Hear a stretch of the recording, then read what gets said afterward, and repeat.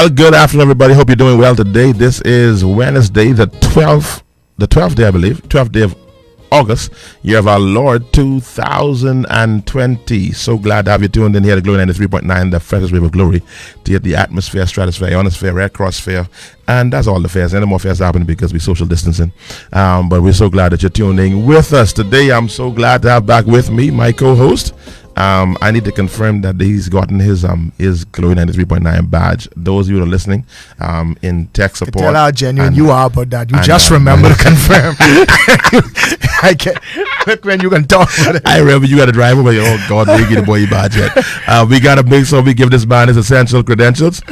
Please, administration and tech support, y'all. Please make sure. Because I can't say I was doing pastoral duties when I was on the radio. Man. No, you can't do that. We need to make sure we get clearance for this gentleman to be out on the road, because I don't want nothing to happen, because Word of Life can come and find me. I can't do that.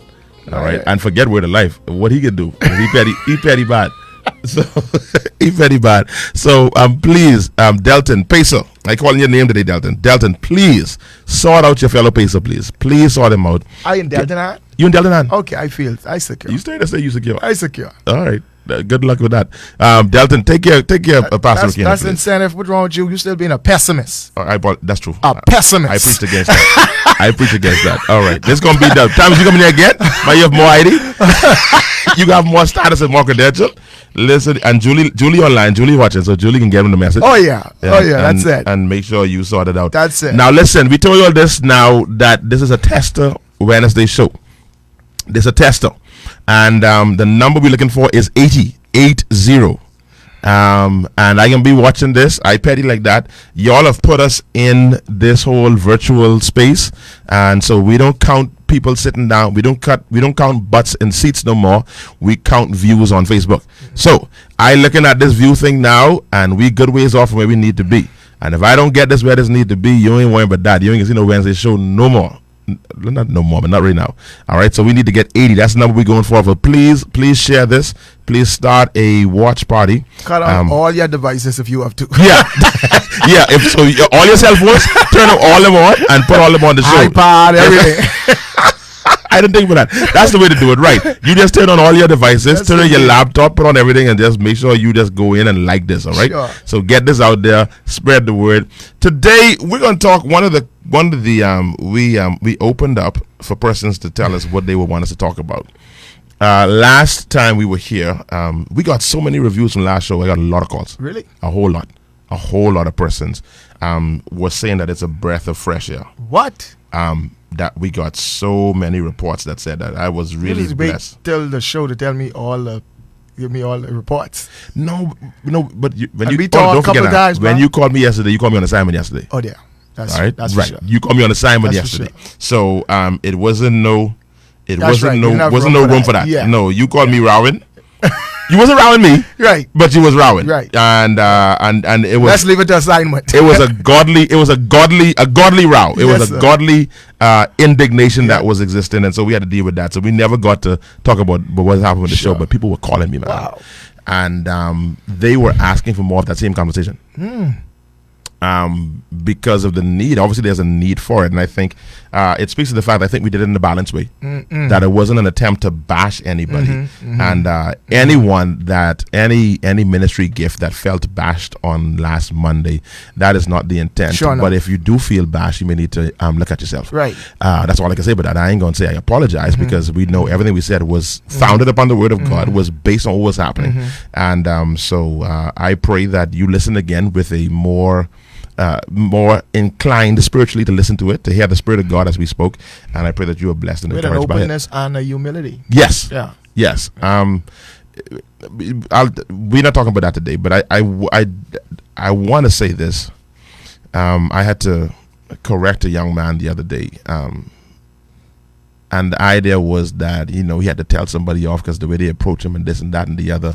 And I said, man, listen, man, what they said to you were right.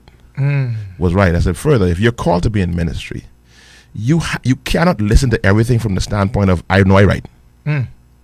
Because your ears are already being conditioned to say this. I ain't hearing what these things. I know I right, and that cannot be the posture. The Bible says, "Let a man examine himself, lest yes. thinks he stands, Wow. he falls. See, you see, Robin said, man, that Rickeno is like a walking Bible, man. No.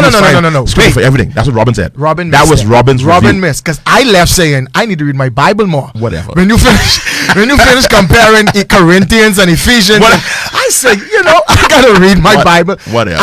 And no, I'll be honest with you. That's the second time that happened with me. Like, I walked away literally feeling convicted and read my Bible enough. Bro. When we was on Well, Levon Miller I show, feel the on same way. Levon Miller show, you remember? Yeah. We did a show with him. Yeah. I just talking. Right. You quoting all kinds of It was like a preacher, and who was this? I totally disagree And with who was that this? concept. I totally disagree, because that's the way I feel. I feel inadequate when I talk to you scripture wise. You bring I didn't talk about Ephesians 6 and 19 so much. I didn't know it was in the Bible. I did not know it was there. I was like, why this thing was deleted on all my apps? All these Bible I didn't buy. I didn't buy some expensive Bible. Right. I never saw that text until you illuminated it. So I don't know what you're talking about. So I guess we share the same thing. Yeah. But when it comes to this idea of examining oneself, Sure. man, Paul says, when I came to you with fear and trembling. That should be the posture to me of all of us, and not where we're self-condemning. No. But when any I don't care who they are, a child, they critique Denczil. I hear it. Right. I hear Right. it. So I don't want to hear it. Right. But I hear It it. ain't comfortable now. No. Just accept that. It don't feel good. It ain't gonna feel good. No. But some of the most out of order Right. people have given me some of the best advice. Sure.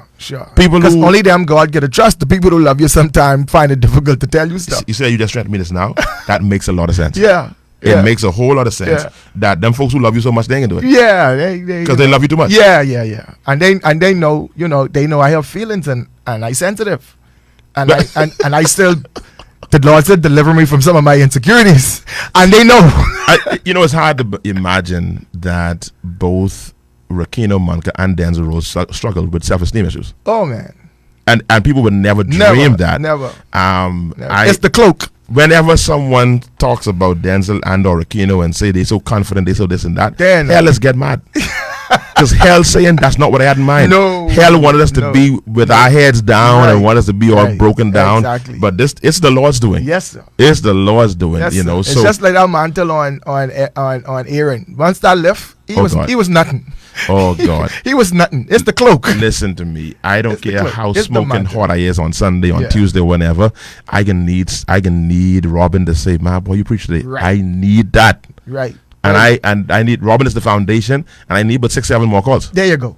to There go you with go. that. And well, you need them afterward. I just need them during. That's a part of why this whole shaking down church is a difficult Right, thing. 'cause you get- I hear some people criticizing, saying, "Oh, that's some preachers now they need to learn how to preach without amens."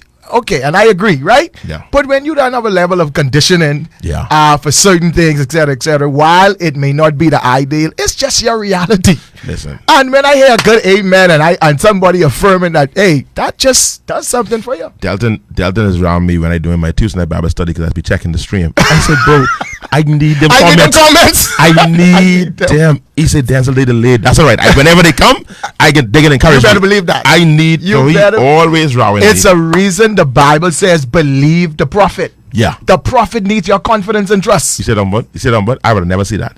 You said but this man, this battle deep man. I'd have never see that, but that's good right there.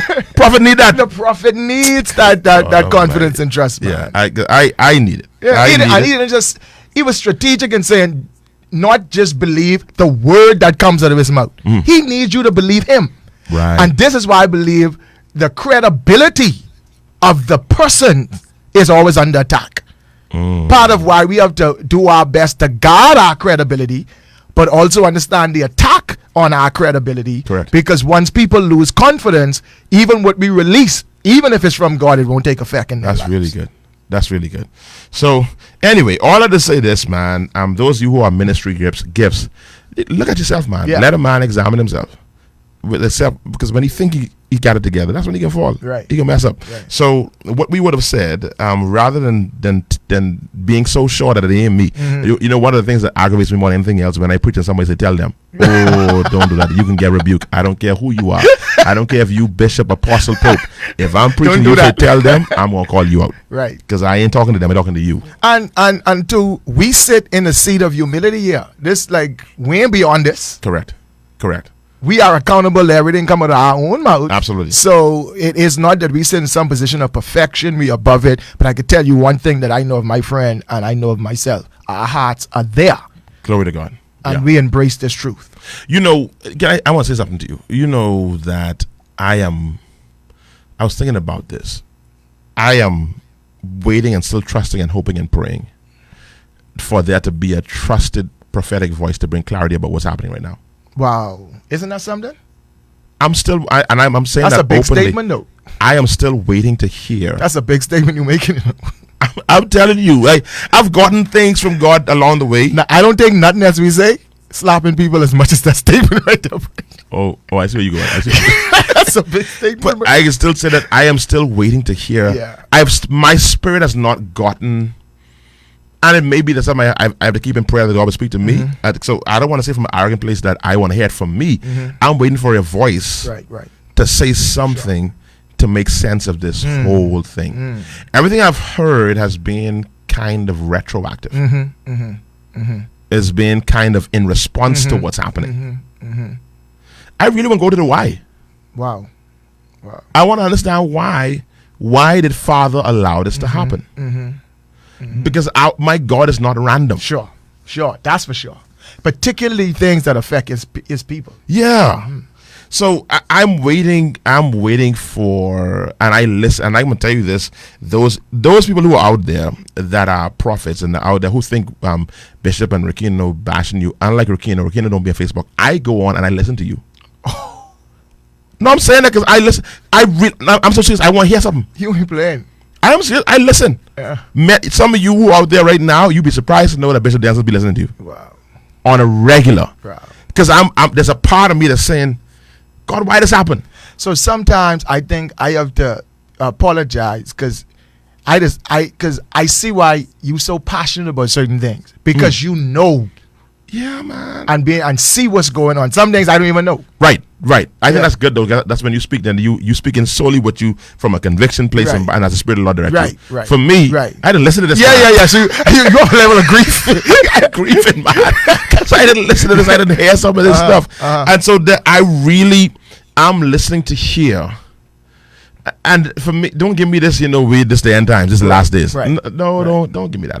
If Dr. Mars was alive, he'd have messed that right up. Right. Because as far as he's concerned, we know when the end coming.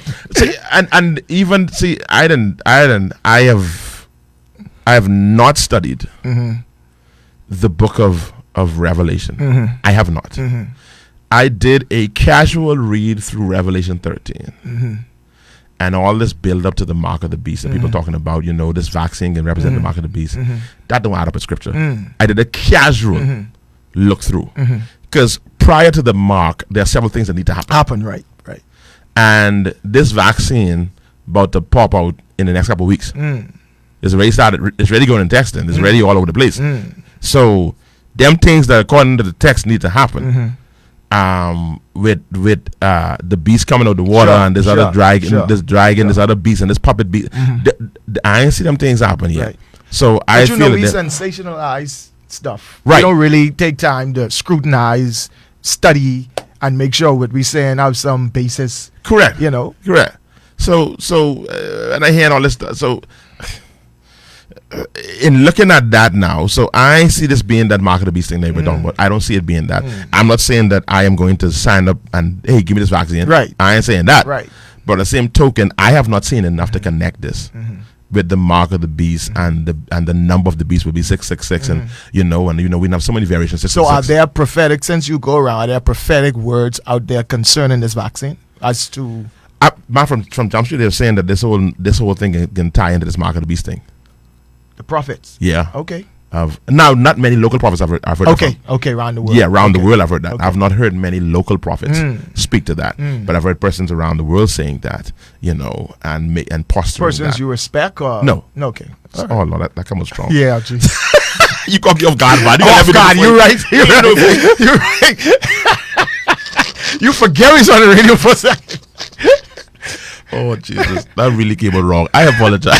No, you might as well waste your time. But the answer is no. Yeah. No, no really no voice in that I respect like that. But no. So what I'm saying, I'm the point I really want to make from this is that we respect the prophetic office.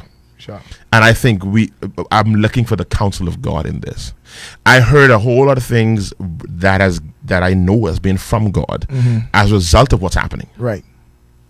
I've heard from God about the ill preparedness of his people. That several times the Lord spoke to me with clarity and said to me that oh wow, that's a good suggestion. That's a good I hear a suggestion, Dwayne. I won't say it online, but I'll talk to Pastor Rickeno about it. We'll do that. That the church was not ready, and that's why we had to close down. In other words, I heard that so clear in March. He says, my church is not ready to see war. And if they see war, they're going to fold. Sure. So the best thing to happen is for them to close down. Right. I heard something, one of the things that the Lord had spoke to me, this is in June. He says, now I want you all to go back to churches at the end of May. I want you all to be praying concerning spread in churches. And to lift up a prayer concerning that, and we did that every time we got together. We had a focused time of prayer in that direction. And again, speaking to the fact that my church is not in the posture that it should be in. So, but to me, all that is still retro. So I've been hearing God throughout this. Sure. But as to the why, and I know there's some who say, well, you'll never know why. I don't know. I believe God gives clarity to us. Sure And the Bible says he does nothing in the earth except he reveals to his servants the prophets. So it is that. It's because we wicked. We just wicked. We like that. We like to just go to wicked card. Let's play the wicked card. We all wicked. We just wicked. And of course, the Bahamas more wicked than anybody else in the world. Right. He should have rid us a long time. Nah, decimate the. Let's wipe us off the face. Yeah. Because we just wicked. And he done promised, and no, he ain't gonna do stuff like that. But for some reason he can't stand the Bahamas, boy. For some reason he don't like the Bahamas, and he will just wipe us off. Send a tsunami and just wipe us out. I mean that's what's out there in the market that we about to get destroyed, and we on the verge right now. And like I said last show, I'll say it again that if I hear Rickeno buy the raft and he ain't get one for me, I have a problem. I can need when you buy a raft, get two rafts. I thought any life jacket is raft too. Well, you can't get a life jacket and get a raft. You can't get a raft too. Oh boy. Some people getting jet skis. Now if you get a jet ski, I really need to buy me one. I can need two, one for me, Danny, and one for Naya and Robert. Hey bro, we gonna need an arc song like that. Go get them details of the Genesis. Them specs. Can I go for what? Yeah. We gonna need an arc, my friend. So I don't. So we respect the prophetic. And there needs to be. We need to hear the sound. And I would say this. We say we ain't talking about the prophetic this show. I would say this, that when I realized for true that I was pastor, I was gripped by fear. Because people are trusting what comes out of my mouth.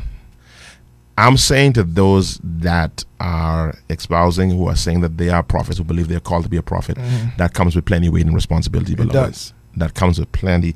Not because you give somebody one word of wisdom or word of knowledge, whatever, that means you prophet. Be careful how you affix this prefix to your name. Sure. And putting your name on Facebook as prophet, Right. so and so. Be careful how you do that. Not only is there an expectation of the people, there's an attraction of the demonic. Wow. So be very careful. Wow. The demons attacked the sons of Sceva not based on who they were, based on who they're pretending to be. Ooh. So be very careful who you purport to be. Wow. They were attacked because they were pretending to be what they were not. Wow. Because they said, hold on, we know Paul, we know you ain't no prophet. Wow. And they were attacked based on who they're pretending to be. Wow. If it was just the sons of Sceva just being the sons of Sceva, they probably would have been protected. Nothing would happen to them. Wow. But because they They fronted, wouldn't even attract nothing. they wouldn't attract nothing. Right. But the fact that they pretended to be what they were not, that caused the demons to say, no man. Even the demons don't like you when you're hot, when you lukewarm. Even the demons say we ain't Because they lukewarm. said, hey, be with us or be with them. Yeah, man. Make You up your make a mind, decision. man. Make up your mind. And you will do a whole lot better with us. Yeah. So get it together. So be careful. I just say this to those of you that put this, and we're so casual with how we affix this title to our name. We're so casual to how we do this. You know what? I fought to put my Facebook fan page as Bishop Denczil Rolle. Even that. Even though I know I know my side, but this, I don't throw it around so lightly. And so it ain't a light thing for me. It's a big deal. Right. You know, so that's all I wanted to throw in there from that standpoint. All of you are commenting. Thank you so much for now. Listen, y'all, you know, share mine. You know, share. We still off by 48. We off by 40. Christoph wanted Christoph, y'all share the video, people. Share the video. Christoph, tell them share it, man. We only had me and Rickeno, we watching this. I need 46 more people before we do this again next Wednesday. If we don't get to 46, we'll see you all again on Monday. Right. It'll be once a week. So anyway, that's all we want to say there. If anybody want to comment on that, we do have our call-in line today. We didn't have it last time. We have our call-in line today. The call-in line is 825-5433, 825-LIFE. I believe I know how to use it. I can do my endeavor best to use it properly. And so if you want to call in, you can call in at 825-5433. And we would love to bring you on the air, bring you on live to hear what your comments is as we're talking. But we want to shift gear then from the prophetic, unless there's anything else you want to shift. Oh, no. Yeah, okay. Use up the bullman in these things. Yeah. Someone asked last time for us to talk about this whole thing about spiritual fathers and that whole thing about mentorship and all that kind of stuff. Right. Is interesting. This is a it's kind of awkward backdrop. You are aware that now the non-profit act, that non-profit organization act thing has been passed into law now. And so what it means is that now all church is almost like the state is causing the church to be accountable, even quote unquote spiritually accountable. Right. Why I'm saying that act affects your finances from a financial point. So most of the churches in the country have now already gotten documentation from their banks to say we need to see your status. We need to see that you have been registered properly with the relevant authorities in that regard. And there is a degree of favor that comes to you when you're under an umbrella organization. Right. And so what's happening now, there's been a mad rush around town for a lot of churches to attach themselves. Oh, yeah? Yeah. Wow. To some sort of umbrella. Right. Whether it be some existing organization or the Christian Council. Oh, the Christian Council? Okay. Yeah. Okay. You know, so that, and that's the direction that many are heading to, because if you don't, then the full weight of this legislation is going to fall on you, which can be extremely onerous, especially if you're a smaller operation. Right. It can be a very, I like that right there. Someone's talking about what we were talking about earlier, assignment, faithfulness first before the title. I solely believe in that, man. You trying to put? I shouldn't read that because now you put me back in that. You put me back in that previous conversation. Assignment, faithfulness, and then the title. Right. I don't believe you should be pastor before you pastor. Right. I don't think you should be prophet before you prophet. I heard T.D. Jakes made this reference. He said, God says a man that finds a wife finds a good thing. She wasn't a wife before you married her, when you found her. She was just a woman. She was unmarried. Right. But she has to be a wife in mentality. Yeah. Before you make her one. Absolutely. And we trying to make people stuff that they are not already. And that's why when we even do these consecrations so forth, we call it affirmation. Yeah. I'm only publicly affirming who you already are and what you're already walking in. We getting back. Yeah, but it's a good point. It's a good point, and now you put me back to something else, and I think that's the danger. Please hear this properly. I think you could connect this portion though. We can. We're about to talk about, right? It's a danger, and especially with the statement I'm about to make now, it's a danger when we have prophets purporting to be pastors. True. That's a danger. True. Because then you appoint people based on what you see on their life.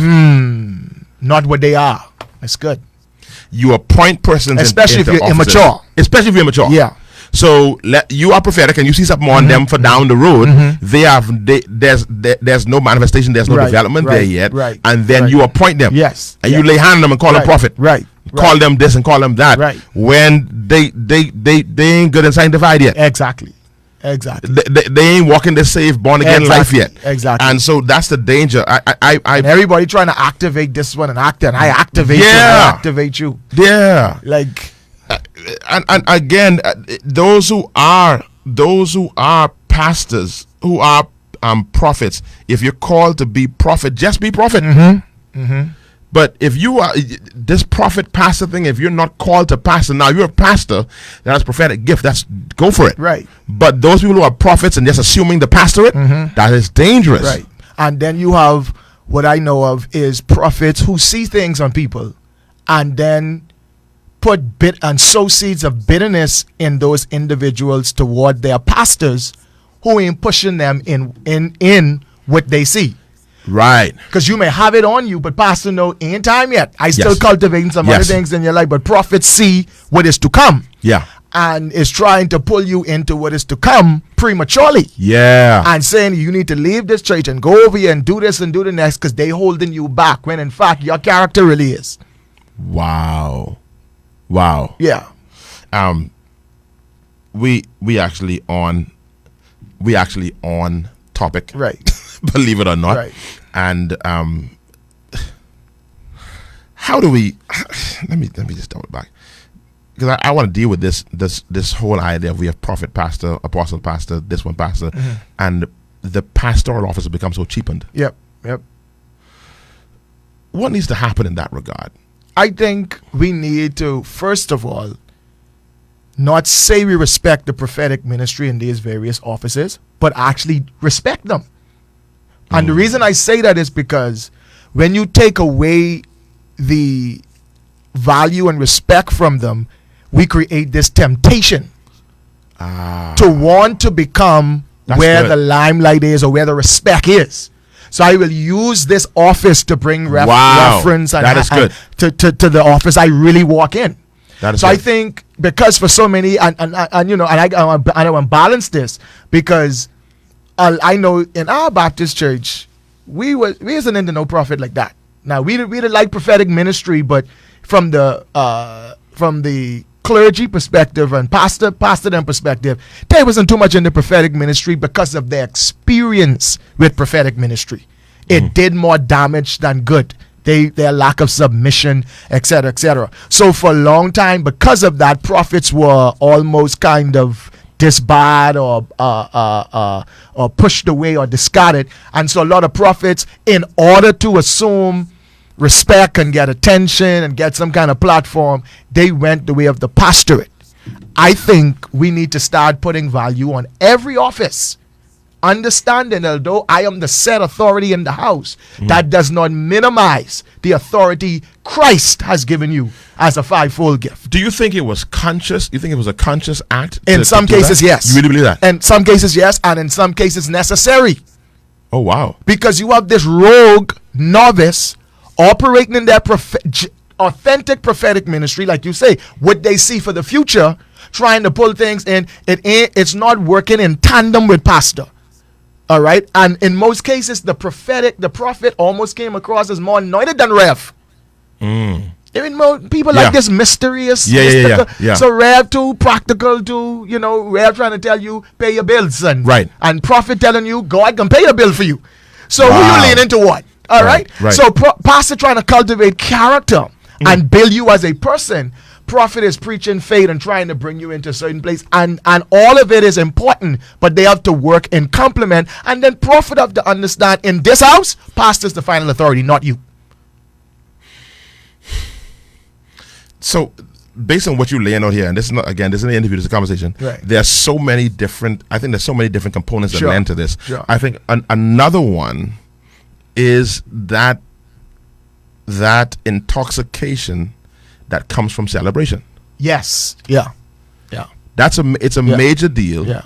When I'm allowed to do a prophetic service or whatever the case is, and I function, and people starting to support me. Yes. People starting to call me and ask my advice on this and the other. Very true. And I really don't know. And this is really a heavy thing to talk about, because I don't know how do you fix this. Paul says it's easy, bro. He tells us, and you know it.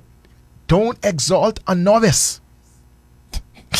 Don't celebrate no novice. That's why they don't like you, Pastor. He gonna be lifted up in pride. What about those who say you were celebrated as a novice? What about those who say that? Because I promise you, if it ain't right for you, it wasn't right for me. Because there are those who would say, Pastor Rickeno, you ain't being fair, because we remember when you was 12, 13, 14, 15 going about rowing bishops and rowing preachers and preaching hard. Don't mix up young with novice. Go ahead, explain it too. Because there was never a time. That being said, I've never heard you row no bishop in the right.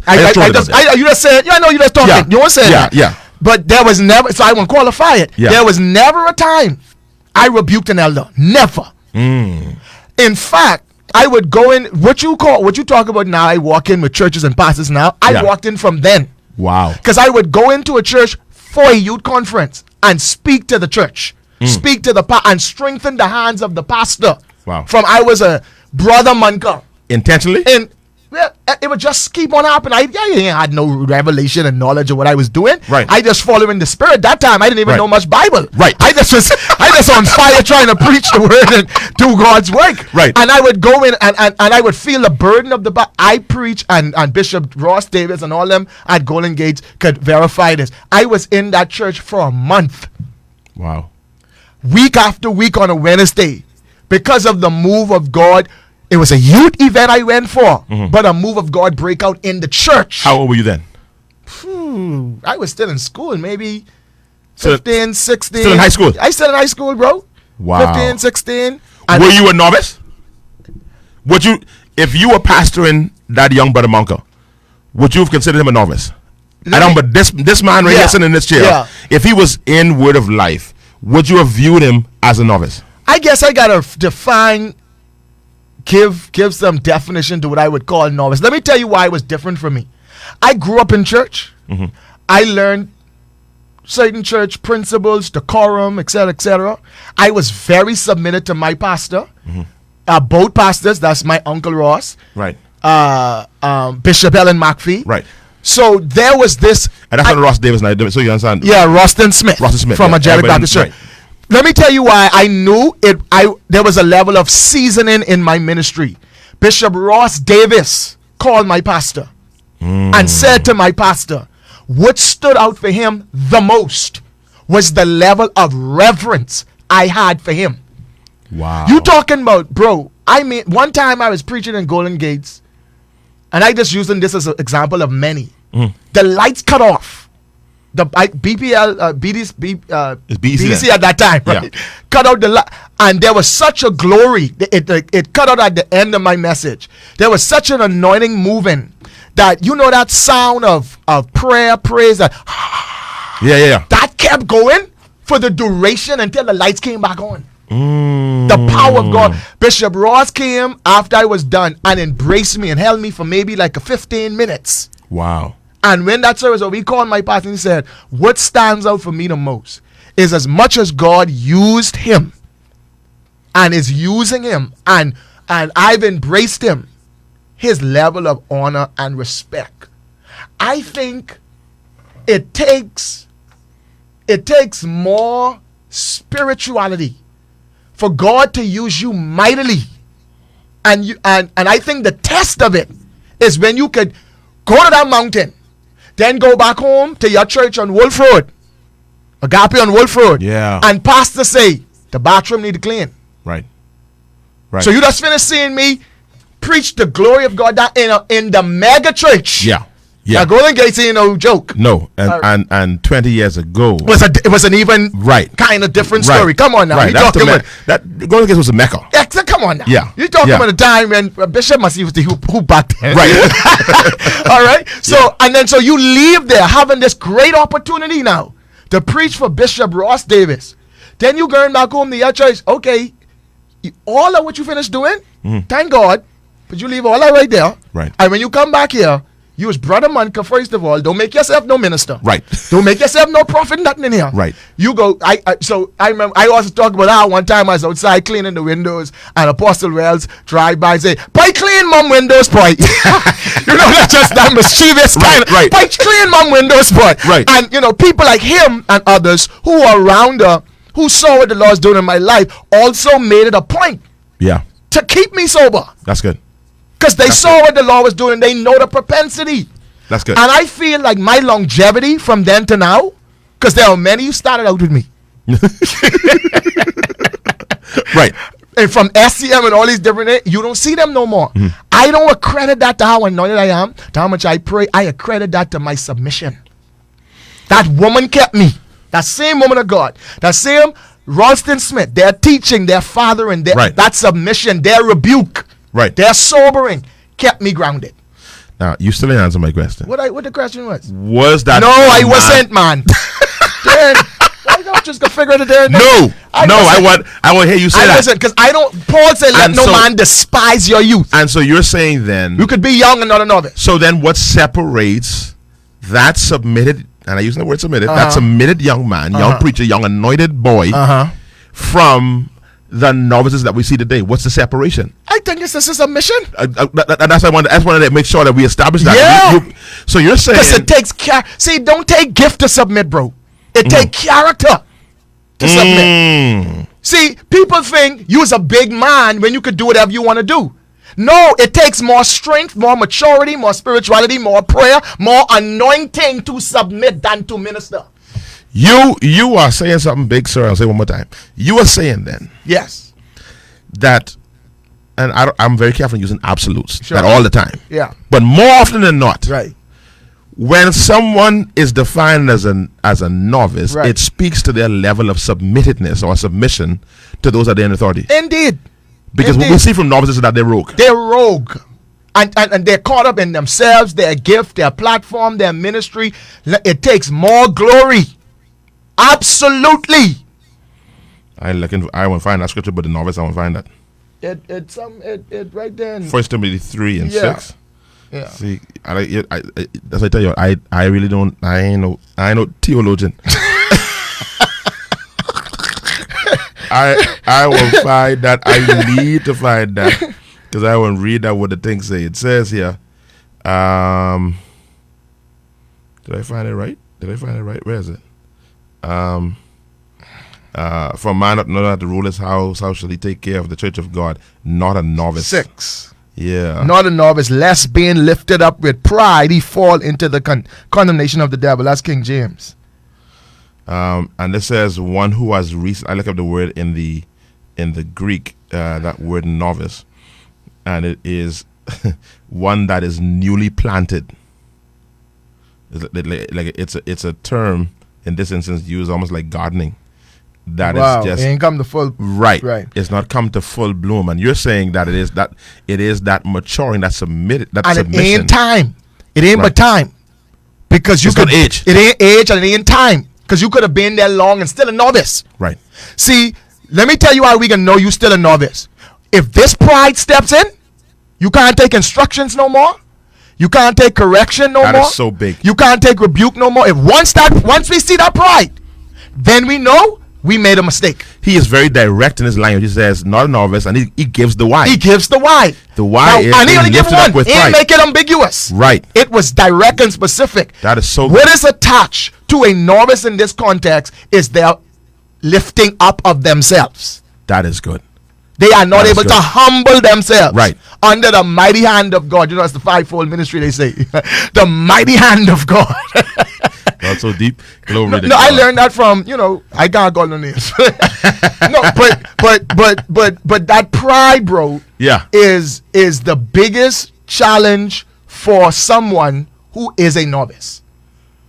He says that we don't fool with the novice, and very seldom, I can be honest, I have heard that preached so many times. Yeah. I've never preached it myself. But looking at that now, we make it seem as though it's so ambiguous. It's not. It's not ambiguous. No. Because the we question can read is, the text. who is a novice? No, I'm telling you why we don't want the novice. Right. Because he will be lifted up in pride. And pride goes before The fall, eh? the fall. It was the one thing, bro, that choked slam Lucifer. Yeah. Who you couldn't get closer to God than Lucifer? When preacher told me this, I was in Freeport. When preacher told me this, I was on the phone with him. I had just started communing with this particular preacher, and he said to me, he says that the Bible says that God resisteth the proud. Yes. He said to me that God, in other words, God doesn't. It doesn't say that God does not like the proud. Right. It says he actually resisted. He becomes an enemy. To the proud. Right. That was a young pastor named Rickeno. Oh, he called me. Don't stop that foolishness, man. I know you remember that. I was in Freeport. I was in Freeport at the airport, and we were talking about something. Somebody had called you for. Yeah. I know it was. I had just gotten the INOLC thing, and I was calling. Yeah. I got you. Right. And we ended up talking. Sure. Because I said to you, I said, man, this ain't about no arrogance. I want to know name and this and that. Right. And you mentioned, man, I was just studying this morning about the proud. That he said, Bible says that God resisted the proud. Yeah, that thing slapped me. Yeah, and it means he's an enemy of, and resist also means to fight against. Yes. So you rebuking the devil thinking you in warfare. Diabolical warfare. No, you in divine warfare. Listen, as an engineer, a big part of what I did as a transition engineer is resistance. Right. That's what friction is. Wow. It's resistance. Wow. That's one of the laws of motion. We about to wake this now. I tell you all, we about to go somewhere. We about to have a life experience moment. That's one of the laws of motion. Wow. And so it's actually a force acting against. Wow. And so he says, I become a force acting against you. What? I'm a force acting against you. So like you said, you're fighting against me. Proud persons. No, wait, fix that. You don't fighting against me. I'm fighting against you. I'm fighting against you. Yes. And people who are filled with pride tend to always be in warfare. Wow. They call it warfare, but it ain't warfare. Boy, deliverance taking place right now. It delivering me and all. Wow. So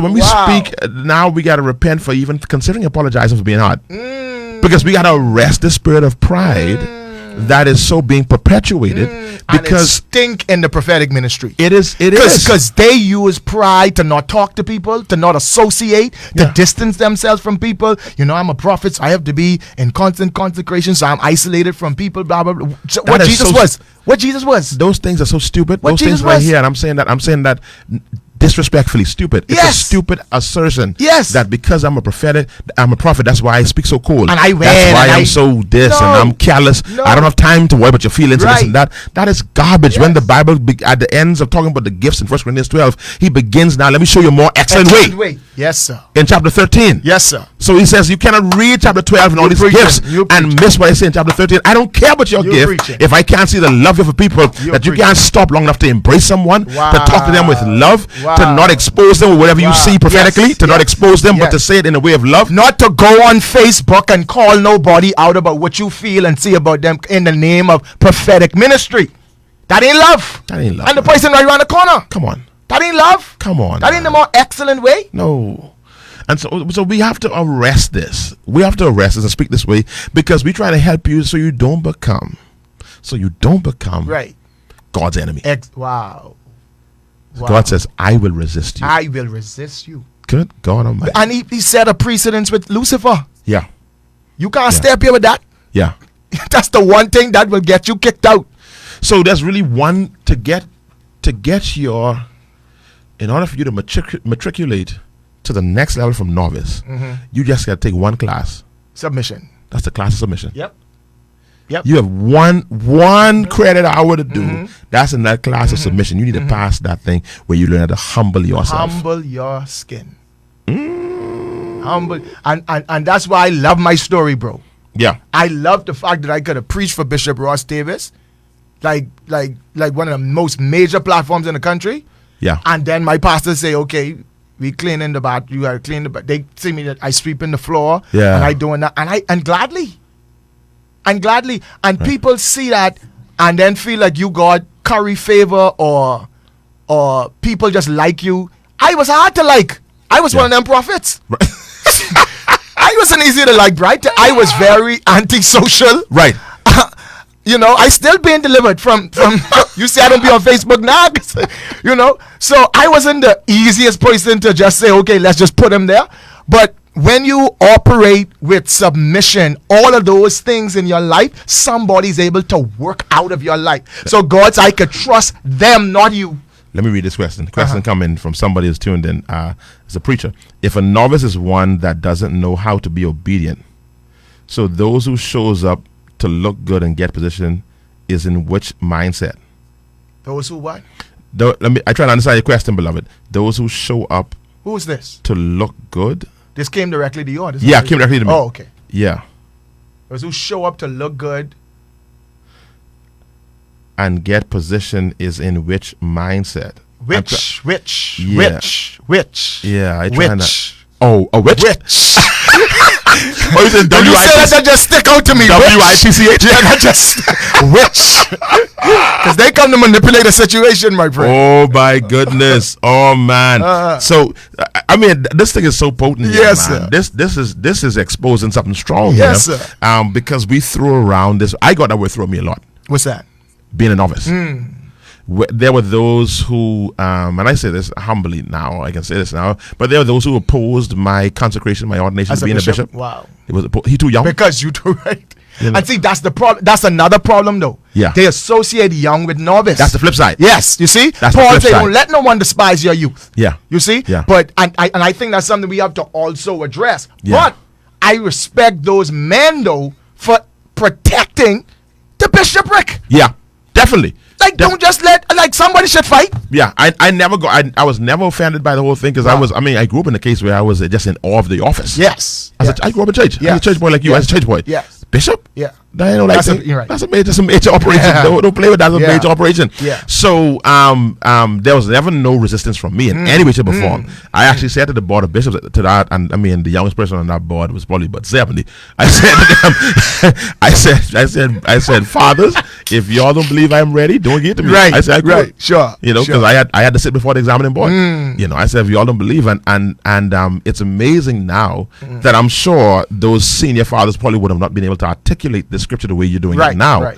But one of them said, no, son, we've seen how you submit to your elders. That's what they said. I kid you not. Wow. I can almost call the name of the bishop that said that. I said, we see how Wow. you submit to your elders, and we see the work that you've done. And they came right back then to the submission. Wow. And like I said, they didn't make reference to this text. Right. But it now it's coming together so well.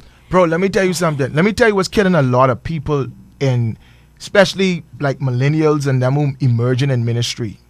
They are too pair conscious. And they are not conscious of fathering, mentoring, leadership. They try and impress one another. Right. They affirming one another. Right. So now they creating their own platforms for one another, because Bishop Denczil ain't create no platform for me. So let's go have our own little conference. Right. And we gonna create our own platform for ourselves, because we's the next voices. And they manufacturing something out of the flesh. I never one day, bro, had to have in fact, I don't even remember me starting no ministry outside of my church. Everything I did within my church. We talking now? Yeah, we talking. Comments, I can't talk to myself. No, I'm trying to get to my 80. I listen to you. I got you. And I actually listen to see if I can hear the mic, because you keep on talking. Oh, sorry. My bad, sir. You know. So since you want me row. Yeah, please row me. I submit. You submit. All right, good. Go ahead. Yeah, so I don't remember having no ministry outside of my church, and I'm not knocking that, because I support people who do it. But I'm just saying. So I mean, you support people who do it? Yeah, I have. I mean, like who say they call to have a ministry once it's done legitimately. Okay. And with the blessing of your leader, etc., etc. I just think there's a lot of copycats where people, and the standard is so low now that everybody think they could do it. You know, if the fruit low, then anybody feel they could eat it. But if you got to go all the way in that coconut tree to get the coke, most people walk by and say, I'll eat coconut another day. Right. But if it's low, then everybody say, man, I going for coconut. Right. So I believe the standard is dropped so low, everybody think they could do ministry. Yeah. But for me, it was preaching in our church. It was building our church. It was building our pastors. The mandate God gave to her for all of us to fulfill in the earth, etc., etc. And the doors started opening, and I never went without a blessing. And she had the ability to tell me, "Don't go." Right. And I wasn't going on Sunday. Right. And we know that she will tell you don't go. Oh, we know the good bishop is not the one. She ain't the one. No. Don't mind her now, graceful Ella Bishop. No, my friend. That's a lioness. I want you to believe that. And you would be devoured. I call him a time, and I like, but you ain't my pastor. When I call, but some she say, no, don't get that one to preach. I said, but this, I pastor. Yeah, but she said, no. And I was on the phone, but I could see her face. Because she turned her lip up. Yeah. Nobody. Son, don't fool with that. No, sir. Don't bring up the preaching in your church. Okay. And that ain't have nothing to do with a personal agenda with that person. Right. She covering you as one piece. She see you as a son. Absolutely. You see? Absolutely. And so I feel as though that's one of the big missing elements, and people feel, oh, y'all trying to exalt yourself. God exalted us. Wow. My pastor didn't put herself in that position as some big thing over my life. Yeah. God put it there. Yeah. When I honor that, I respect God's decision. Wow. When I fight it, I disrespect God's decision. The same God I want to anoint me and use me, I honor him for putting her in that position. I exalted no man. What's the scriptural support for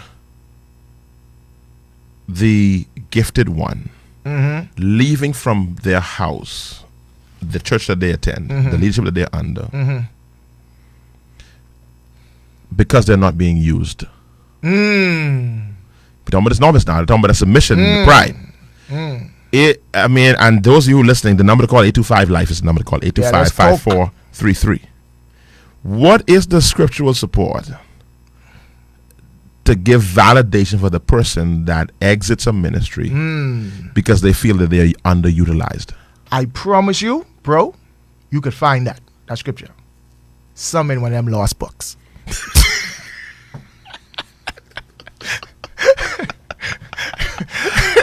But the canon we work with, you won't find that there. Bro, I am hearing that preached and taught. Taught. I'm hearing that. We're not from a pulpit, but that from Facebook podium. That's the big pulpit now. Yeah, that's the pulpit now. Yeah. I'm hearing that pushed so often. I'm hearing it pushed that if you are not being utilized where you are, wow, that's time for you to leave. You mean, and the Bible, God spoke to the Presbyterian and said, separate Saul and Barnabas for the work I call them to do. Now, God already spoke to him through Ananias. You can do this, you can do that, you can do the next, etc. He's still down under Jerusalem and had to wait on the presbytery to hear from God in a moment of prayer and fasting. Yes, sir. And say, okay, now separate them for the work that I have called them to do. Yeah. So, how is it that we hearing from God and we ain't being used enough, etc., etc.? Who holds me accountable? Here's what I always tell people. God, if I have to break God's principle to do it, it can't be God. Say that, sir. If I gotta break God's principle and violate the way God does things to do it, it couldn't be a word from God. I won't go to that text. I love it so much. I was teaching that in Bible study for about 7-8 weeks. I know it can be good. No. I just repeat what you say. I just want just go to that verse because it's so potent, and I think everyone needs to understand that and hear this. That the Bible says, and as they ministered to the Lord, right, and fasted, right, the Holy Ghost said, "Separate me, Barnabas and Saul, right, for the work whereunto I have called them." Right. Watch this, and after the Holy Ghost said it, then they went back into fasting. Yes, and into prayer, right, and then they laid their hands on them, right. And sent them away. Sent them. So watch this. So how could the preacher preach except he be what? Except he be called, sent. Sent. That's it. Yeah. Except he be sent. How can he hear without a preacher? How can he preach unless he be sent? So who sent them? Oh. I always thought it was God. So it ain't God that sent you? Of course we know it had to come from God, but in this case we see where God used men to affirm that call and release you into it. So God called them, but the men sent them out. The men sent them. The church is the only place where you could be this disorganized, run amok, and you can't leave the police force say y'all are using me so I get immigration. Somebody got to sign off on that. I want to look, because even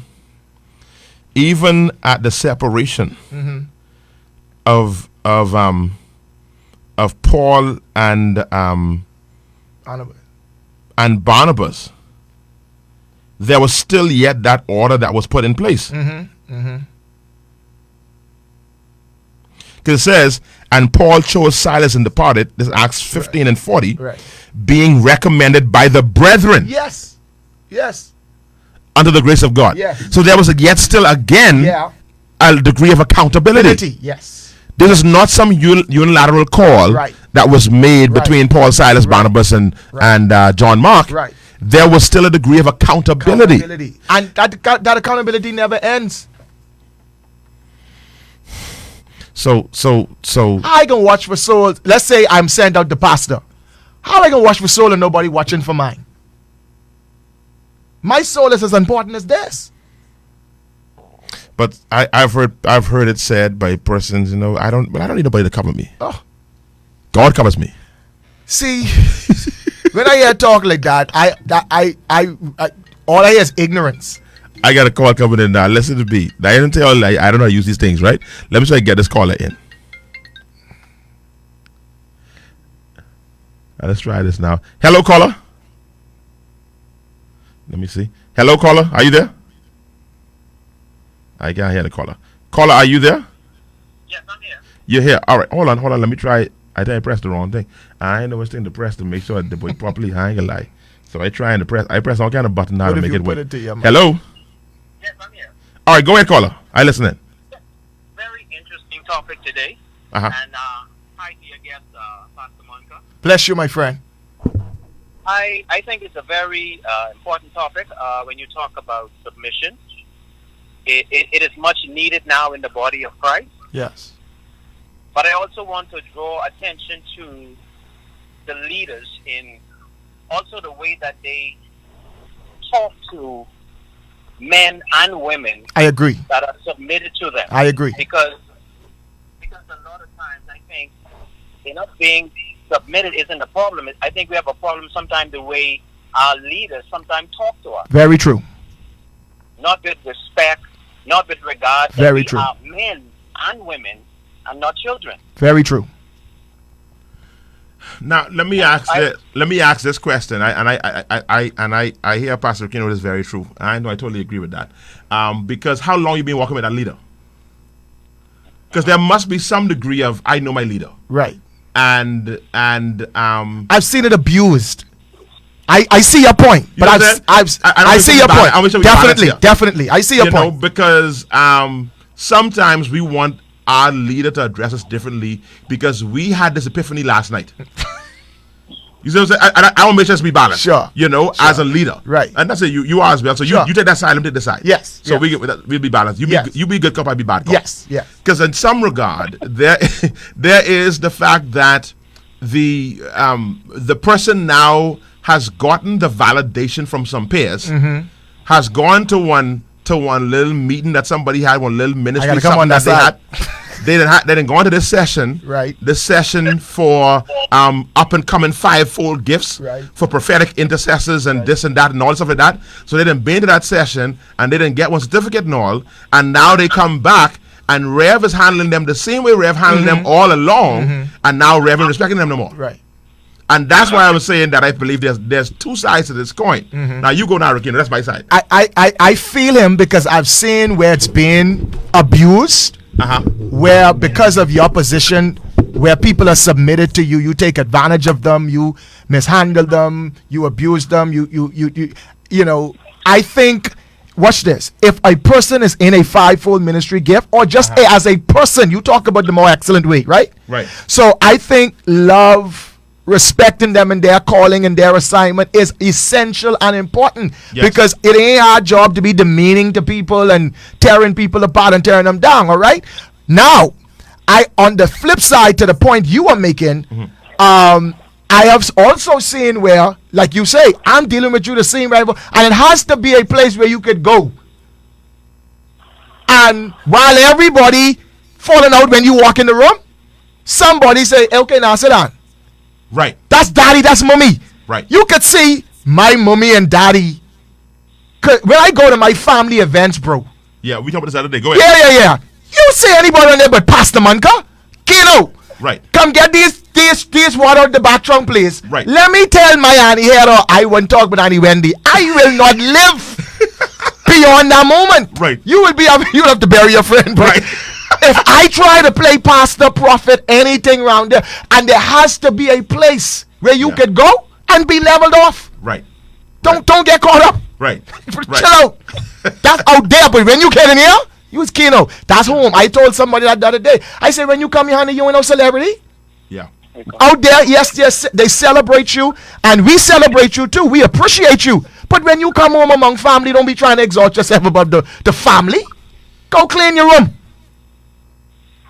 But caller, we try to give you both sides, and I'm listening. And intentionally good cop, bad cop, because I totally agree that there's a way that we should speak, and I see people commenting on your question, and I can get to some of them, because some of them here I won't get to. I want to get some of these comments that are being made, because one person talked about how Jesus, someone says here that Christ never needed a lesson in how to speak to his followers or his disciples. Now, my friend, you ain't read the book. I think you need to read the book. Good. You ain't read the book because he was very sharp. Several times. Very cold and very shaming. That statement, "Get thee behind me, Satan." We look at that right in the context of today. Right. To be associated with Satan in a in a Jewish culture, was like any kind of cuss or profanity. I don't want to say profanity, but the most demeaning. It was insulting to be associated with Satan. Yeah. Today we take it lightly because we use the term so commonly. But back in that culture, for Jesus to say, "Get thee behind me, Satan," how long I be with y'all generations of vipers and blah blah blah blah blah blah blah. Jesus got upset and grieved many times and used. He called the woman a dog. Okay. He called the woman a dog. Okay. You know. Okay. When Judas tried to rebuke him for the gal who washed his foot, he said, "Listen to me. They can be talking about her, not you." Yes. He said, "In years to come, they be talking about this woman." Right. They say you whitewashed tombs inside is dead men's bones. Jesus, but this is not a slap on the wrist for preachers who just rude. No, all right? Because if that's your character, that's not right. Right. All right? Because we ain't trying to grow up a bunch of people with low self-esteem, but we do want strong people. Yeah. And you need to watch this on the police force. They'll spit in your face, talk to you bad, talk to you out, not to break you down, right? But to toughen you up. Because when you go there, I remember when I do my first evangelism, I go on to witness to this boy on the bus. I was a young Christian now. I was a novice at this point, bro. Right. I said, "Have you ever?" I look back in the back of me because we exchange courtesies.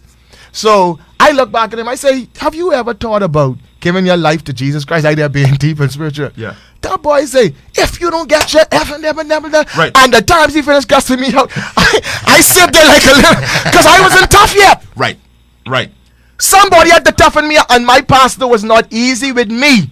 Yeah. But I could stand here and take on the world today because I know it was seasoned in the love of God. See, that's a question caller. Because the caller mentioned, caller, stay here, you stay here.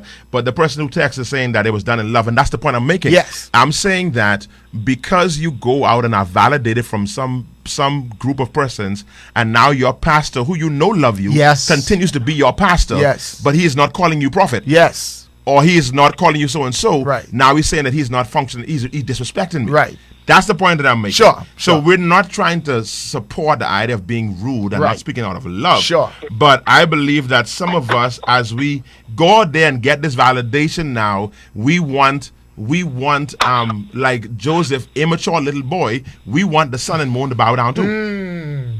That was his immaturity. Joseph had to go in the pit and Potiphar. Yep. That all that wasn't the devil, that was God, because he was immature. Yeah. He was a novice. Yeah.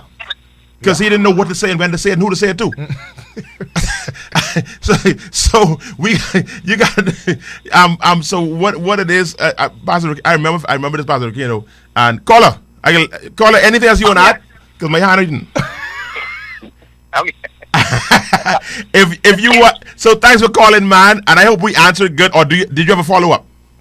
Yeah, it's a little follow up. Go ahead. Your remarks was very timely and effective. But I also want to say, I think that persons that are anxious to lead are not ready to lead. I agree. That's a very good point.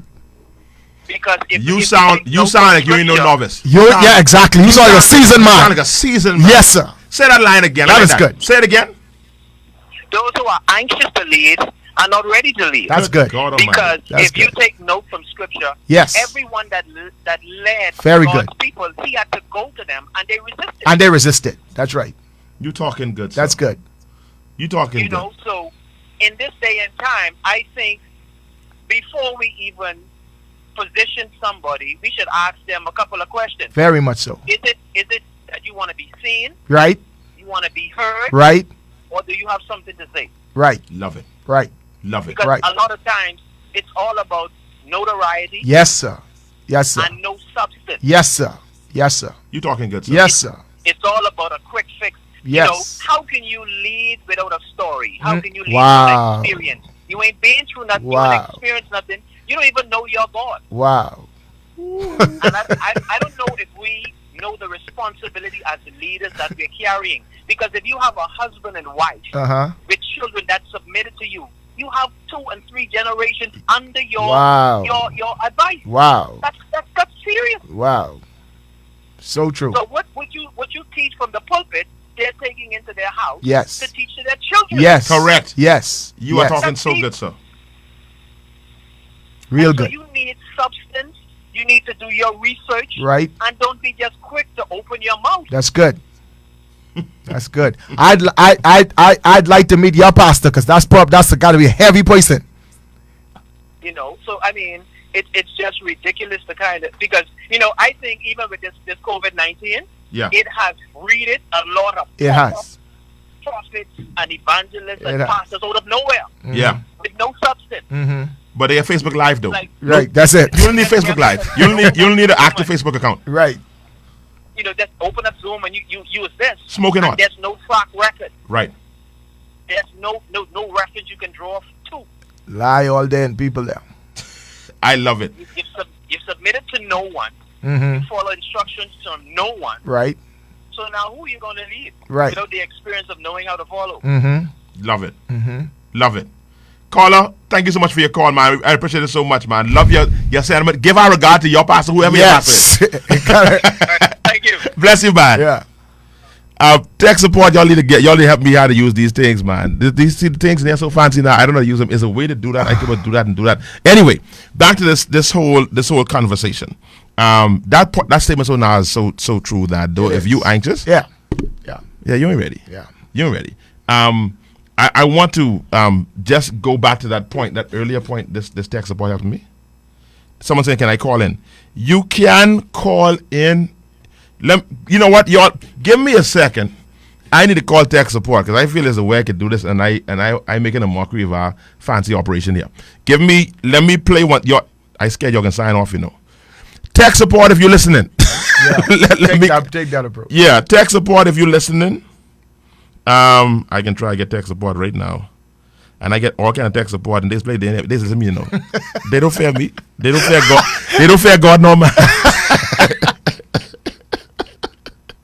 Oh, I don't know what I'm supposed to be doing.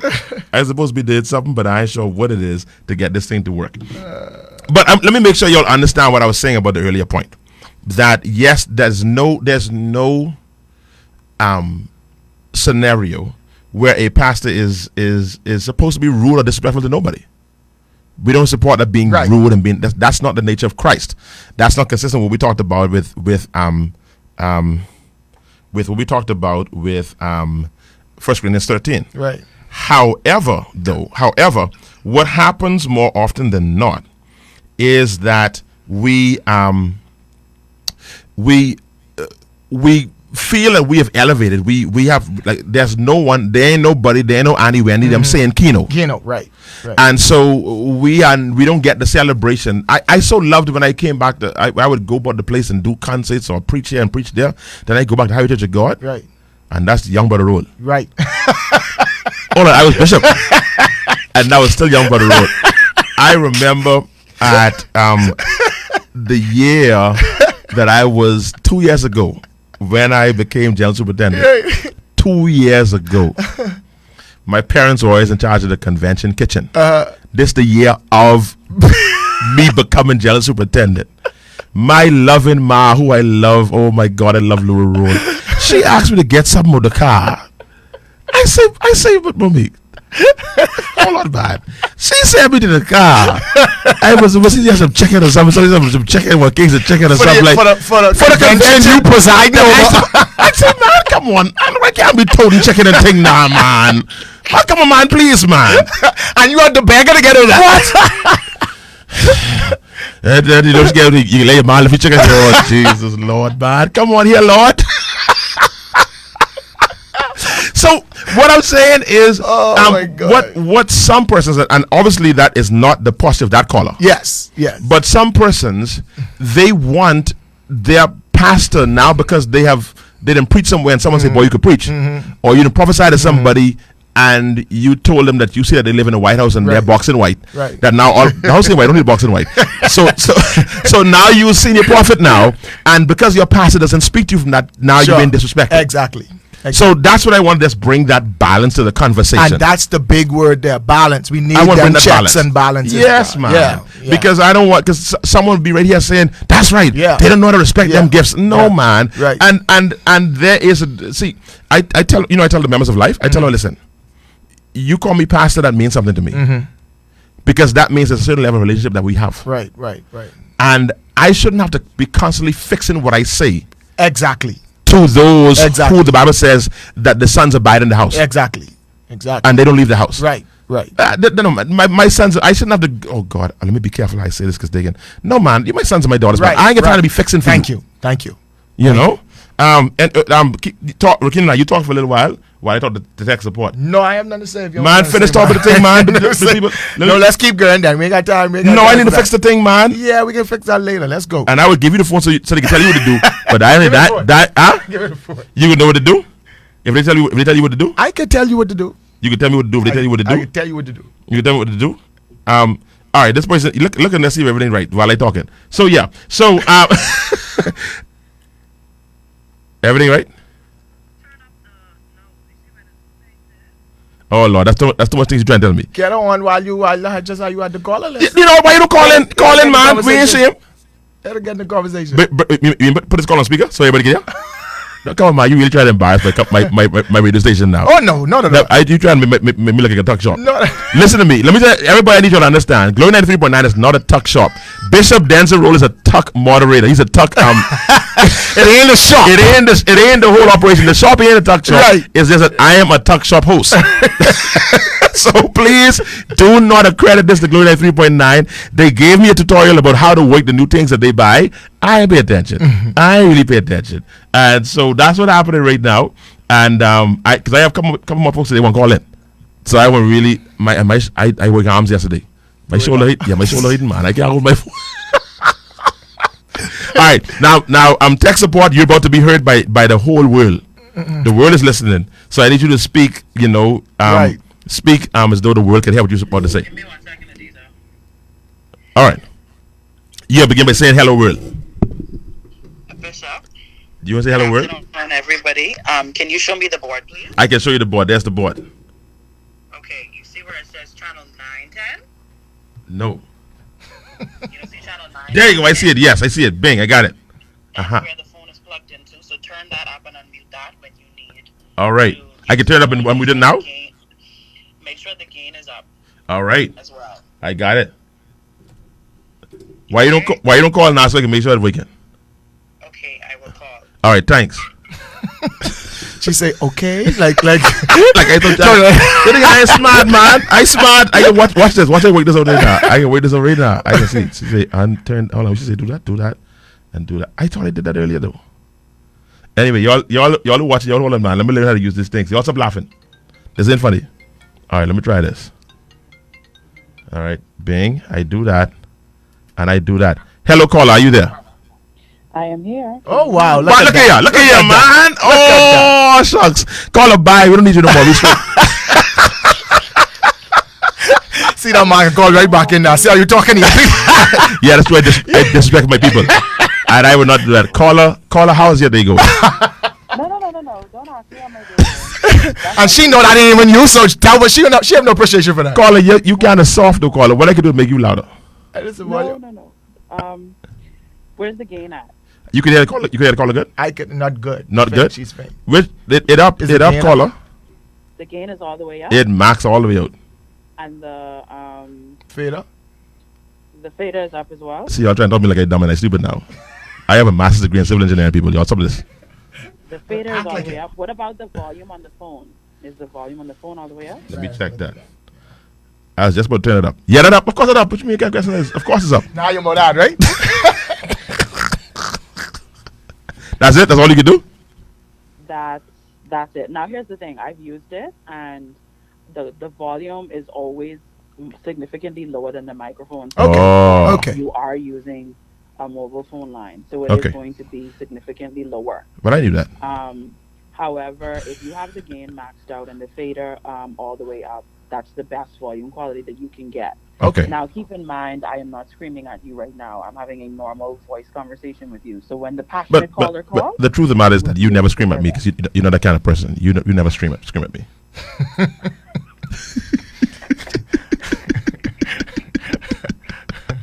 Do I know this caller? Jesus, I thank you.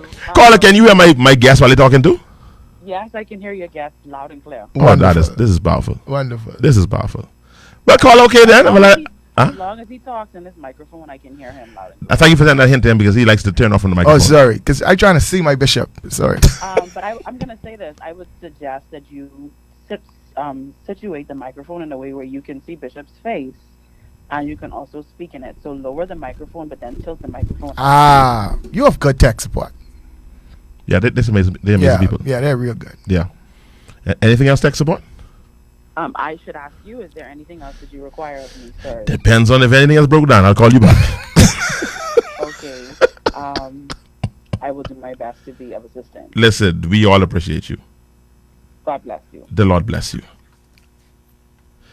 All right, there you go. Okay, so we're talking about this whole idea. Let me get some questions here online, some comments online. Where are they? Someone said they got degrees and they ain't got no temperature. I like that. Degrees without temperature. Oh, wow. That's good. Oh, man. Oh, Lord. Now I got my tech support phase 2 now. Giving me more information now I got to do.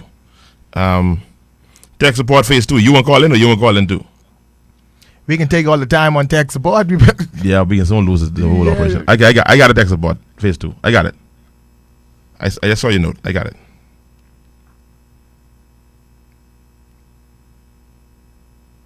Got it. All right, I got it. Yeah. So there is this text. We still there? You was getting comments. You finished with that? I just make sure. No, it was the I just comments. make sure you didn't forget. They were all in agreement. I didn't make. They were all in agreement. We have no opposers. No opposers. It's a good day. So what says, who are you going to lead without no experience of following? Mm-hmm. I love that. Yeah. That that person that's Langley Binion. Oh, I'm familiar with that on Facebook. Okay. Yeah. Who are you going to lead if you're not? It's almost as though whenever you talk about, number one, as a person speak as though we kind of never served. Right. That Don't know your story. That Denczil and Rickeno, that we just popped up out of nowhere. Mm-hmm. I remember one young guy told me, he's called the pastor, and he says he watching my ministry, boy, and he wouldn't do this and this and that. I said, bro, this didn't happen overnight, bro. I'm not talking about where life is and the journey of life. I'm talking about the journey of Denczil. Right. The journey. I'll never forget this, but I was up in North Carolina after school, and my pastor had to preach at this conference, and he took me with him. I led worship before him. Back then I was Minister Rolle, lead worship before him. He come preach, and he did good. The next night we stayed over. Alfred Owens preached. This is when Susie Owens was just smoking then, man. So Alfred and Susie Owens, they still are, but they were. This is back 2003. Man, Rickeno, man, and so we there, and they invited me to the back room. And we're all, everybody sitting down having dinner and we eating, So, and I could watch as Alfred Owens is saying, man, that brother who led worship, man, he is powerful. He's mighty man of God. I led worship before my pastor preached, and then I played the sax afterwards. Okay. With a little band, So he was talking about it, man. Of course. He was talking about it. Right. So my pastor summoned me. Right. Man, I'm so excited, man. I thought he called me now. I said, this is my moment. So I walk up to my pastor. He said, go in the car, get my thing out the back trunk and bring it back for me. When I tell you that man crushed everybody. Because I think he called me now from sit at the table and talk with them. Meet Pastor Alfred. No, my pastor called me and said, come here, go in the car, in the front seat, and then go in the back trunk and get it from me. And catch us when you get in. I said, well, Holy Ghost. Bro, let me tell you something. I just thought, as you said that, I thought about the fact that Elisha was identified by his service to Elijah. Mm-hmm. He poured water on the hands of Elijah. That's what was said. That's what made him credible with the king. Yeah. Who he served. Yes, sir. Yes, sir. This is the one who poured water. This you could trust him. Yeah. Because he poured water on Elijah. You could trust him because he's the one who's going in the car. Wow. And get the stuff in the back trunk. In the middle of a moment of being and I remember another time I was there and Pastor and I were we had an outreach, man. I'd preached something to outreach, man. People got saved. It was crazy, and we'd take all the chairs from the church. This we had the church chairs was the chairs for the outreach, and all the stuff in the church bus, all the chairs and stuff in the church bus by Pastor house. Right. So now, and I watching this, I say, and I waiting for these brethren to come. Would nobody come? Right. So Pastor says, and I'm living with the pastor. I live with the pastor. Right. Pastor Anthony B. Wilson. If you're listening, I talking about him. Anthony Wilson, we there, truck full of cars and stuff like that. He says, Denczil, church tonight, man. I said, yeah, I know. I know you ain't. I just minister music. Right. Minister role. Right. You ain't me. Young brother role. Yeah. And that man said, listen, man, they got to set the church up. Kingdom Monk, I had to go set up drums, chairs, all this, clean out the stuff, and get everything ready. Wow. And then still lead praise and worship. I can't wait. Who can lead worship if I don't lead it?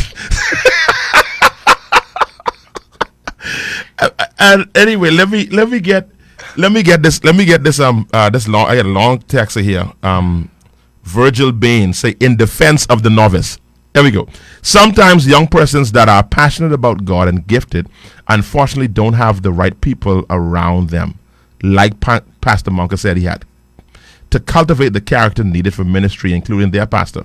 Being young and celebrated by everyone around you because of your gift, and perhaps even being pushed by your pastor prematurely without necessary chastisement and tough love needed to cultivate that character, creates a novice. That's really good. Yeah. I think some blame should be put on pastors for pushing a young gifted person too soon. I agree. That is potent. I agree. And I love it. I agree. I love it. I think you're totally right. And I think sometimes, I don't want to say, I want to be careful. I don't want to suggest that any of this is done out of persons being malicious or out of evil intent. I believe, honestly, most of the persons who are doing ministry are sincere. Right. I think it's just sometimes the ignorance, the zeal, and the overzealousness takes a hold of us, and we do these things. But I really don't believe, because from the standpoint of the pastor need help. Right. The pastor need help, and see young brother Monkers love God. And passionate about the things of God. Man, he can gravitate. He can wake young brother Monker. Right. And sometimes to the hurt of young brother Monker. Sure. But what he sees is help. Right. And so he gravitates to that help. And then on the flip side, the young zealous one just won't get that word burning. They didn't get that black and white mead book. Not the iPad now, but back then is that wire book or that black and white mead book, that Milo Butler book, full of sermons. Things the Lord has shown me. I've been studying, I've been praying, and I didn't get stuff. I'm ready to release this word. Right. So I think I don't think it is a fact of anyone with any evil intent like that. And there may be those outliers, but I don't believe that's the majority of person. I think too we gotta look at it from a balanced perspective. Jesus, his disciples were obviously novices. They had their moments of growth and development, but he gave them power and authority and sent them out 2 by 2 and let them do ministry, etc. Although they still weren't matured. Right. Peter still turned around and deny him. Judas still betrayed him. They all forsook him in the moment. Blah, blah, blah, blah, blah. And still were caught up behind closed doors. We see a level of immaturity with them. But the difference was he used them within the context of their remaining accountable. Like you are still in training, but I'm giving you opportunities to exercise what I have taught you. You see? So I don't think it's a situation where you don't get to be used at all or do anything, sit down until you become this mature person. No, throughout your development process, even while you are still a novice, you are still able to be used once we maintain a context of accountability.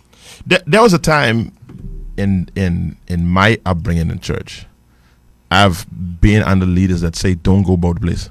Right. What do you say to that? And because now as I'm getting older, I still don't. I agree. You actually agree with that? Yeah. I agree. I agree to an extent. I think. See, when I was young, I thought when I was younger, before I sat in this chair now, as a pastor now, that I saw the insecurities of the leader. Yeah. And I realized this, and I can say this to you. We may have different stories. My development came through my exposure. My foundation came through my upbringing. Sure. But my development came through my exposure. I'm gonna say this with a great. Listen, my foundation is sure and solid because of the fathers that I came under. But when it comes to who I am in ministry, the charisma, the ability to move in these different circles, that came through the exposure. Right. So that's why I struggled with that notion back then, and still to a certain degree. Not going around. Right, and that's why I'm going to ask you now, tell me, what's your take? And you said you are totally supportive of that. No, I support it in part, of course. Okay, go ahead. Because I think there has to be a level of exposure, but I think for you it worked well because you still had that solid foundation, and it wasn't an abandonment of who you knew who your fathers were. Yeah. So it didn't matter what you was exposed to. Right. It wasn't you coming back now and trying to override their authority, et cetera, et cetera. You may have questioned some things, being critical of some things. Right. We could do better here, there, et cetera, et cetera.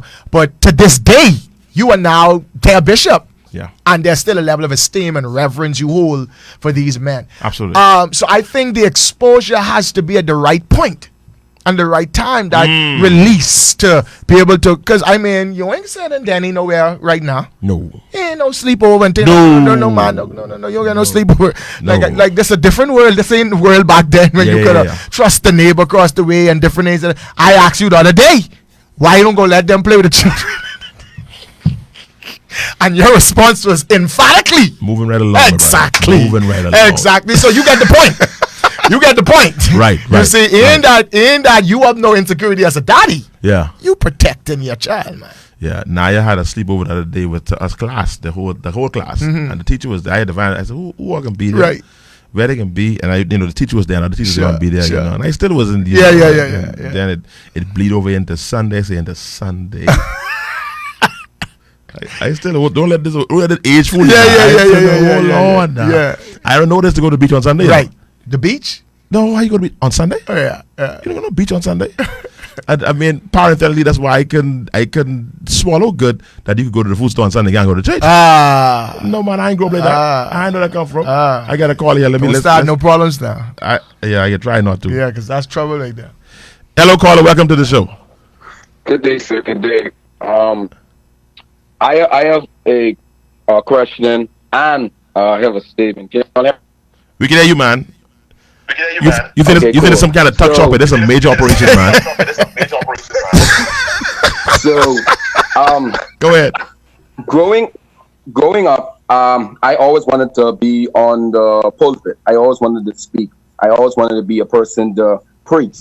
But I thought it was that once I get in the church and be around the church, I'm able to do all those things.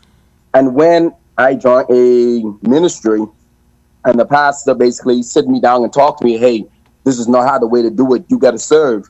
I was obedient to serve, but then like y'all start talking about wanting to be seen, wanted to be out there. I started flowing prophetically and all those stuff.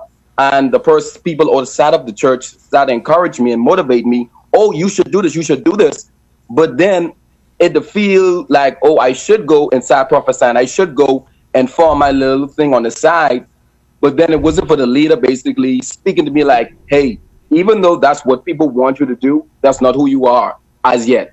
You got to grow in this. You got to walk this out. Right. You got to be mature enough. And it was good at first, but then when I started to leave, I end up traveling somewhere, and I end up starting to go to a ministry, and this ministry started to use me more. And I started to be out there speaking, and I'm out there preaching, and I'm out there prophesying basically every Sunday. They want me to go there and speak. They speak. And I was like, hey, I might as well just disconnect myself from this ministry and just be a part of this ministry because this person sees me a lot. But then I realized that's basically not home for me. That might be a place for me to go and to minister. That might be a place for me to go and actually share. That might be a place for me to go and actually exercise the gift that God have on me. But when I come home, I'm basically brother this. I'm basically a young man who still need to grow, who still need maturity.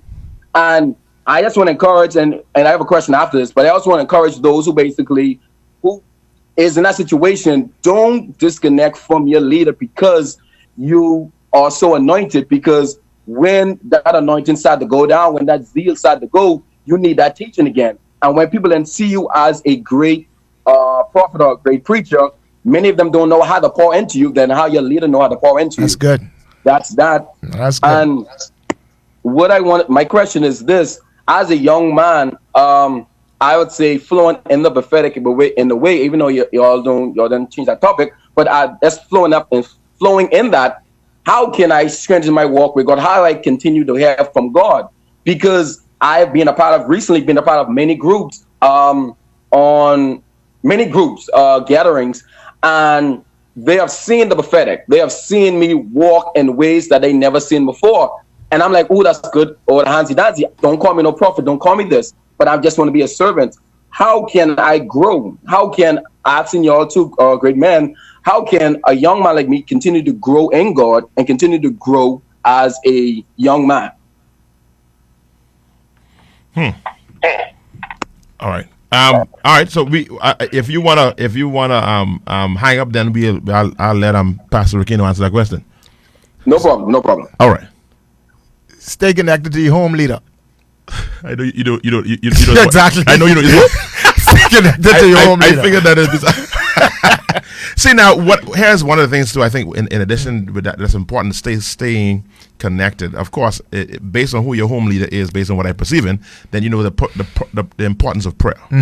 And I think what is so critical though is to make sure we distinguish between someone that flows in a gift between the person that is a prophet. Right. Now, I am not no student of this area, but what I really there's really a lot of was the idea with this during COVID as well, that sometime back the Lord spoke to me and said, I want you to start raising up some evangelists. So I dove into that whole idea. This is last year sometime. He said, I want you to raise up some evangelists because there's a lack of true evangelists around here. And the Lord said to me, he says, and I heard this from God. He said, son, the problem is many of my evangelists are wearing prophets' mantles. Wow. And that's why there seems to be an emptiness. Everybody talking about the fivefold, and the apostle, the prophet, the pastor, the teacher. But we can't, we're the evangelists. Persons, we don't even want that title. And he said to me, son, most of the people who are dressing up as prophets, they're not prophets, they're evangelists. Wow. And so I think, when you talk about persons calling you prophet one and two, I think we need to be careful whether that's what you are. You may, even though you may have flowed prophetically, you may be an evangelist. And you may find that fulfilling if you accept that assignment, I'm not saying that I heard nothing concerning you now, but when you function and realize, no, I'm here to win to the kingdom.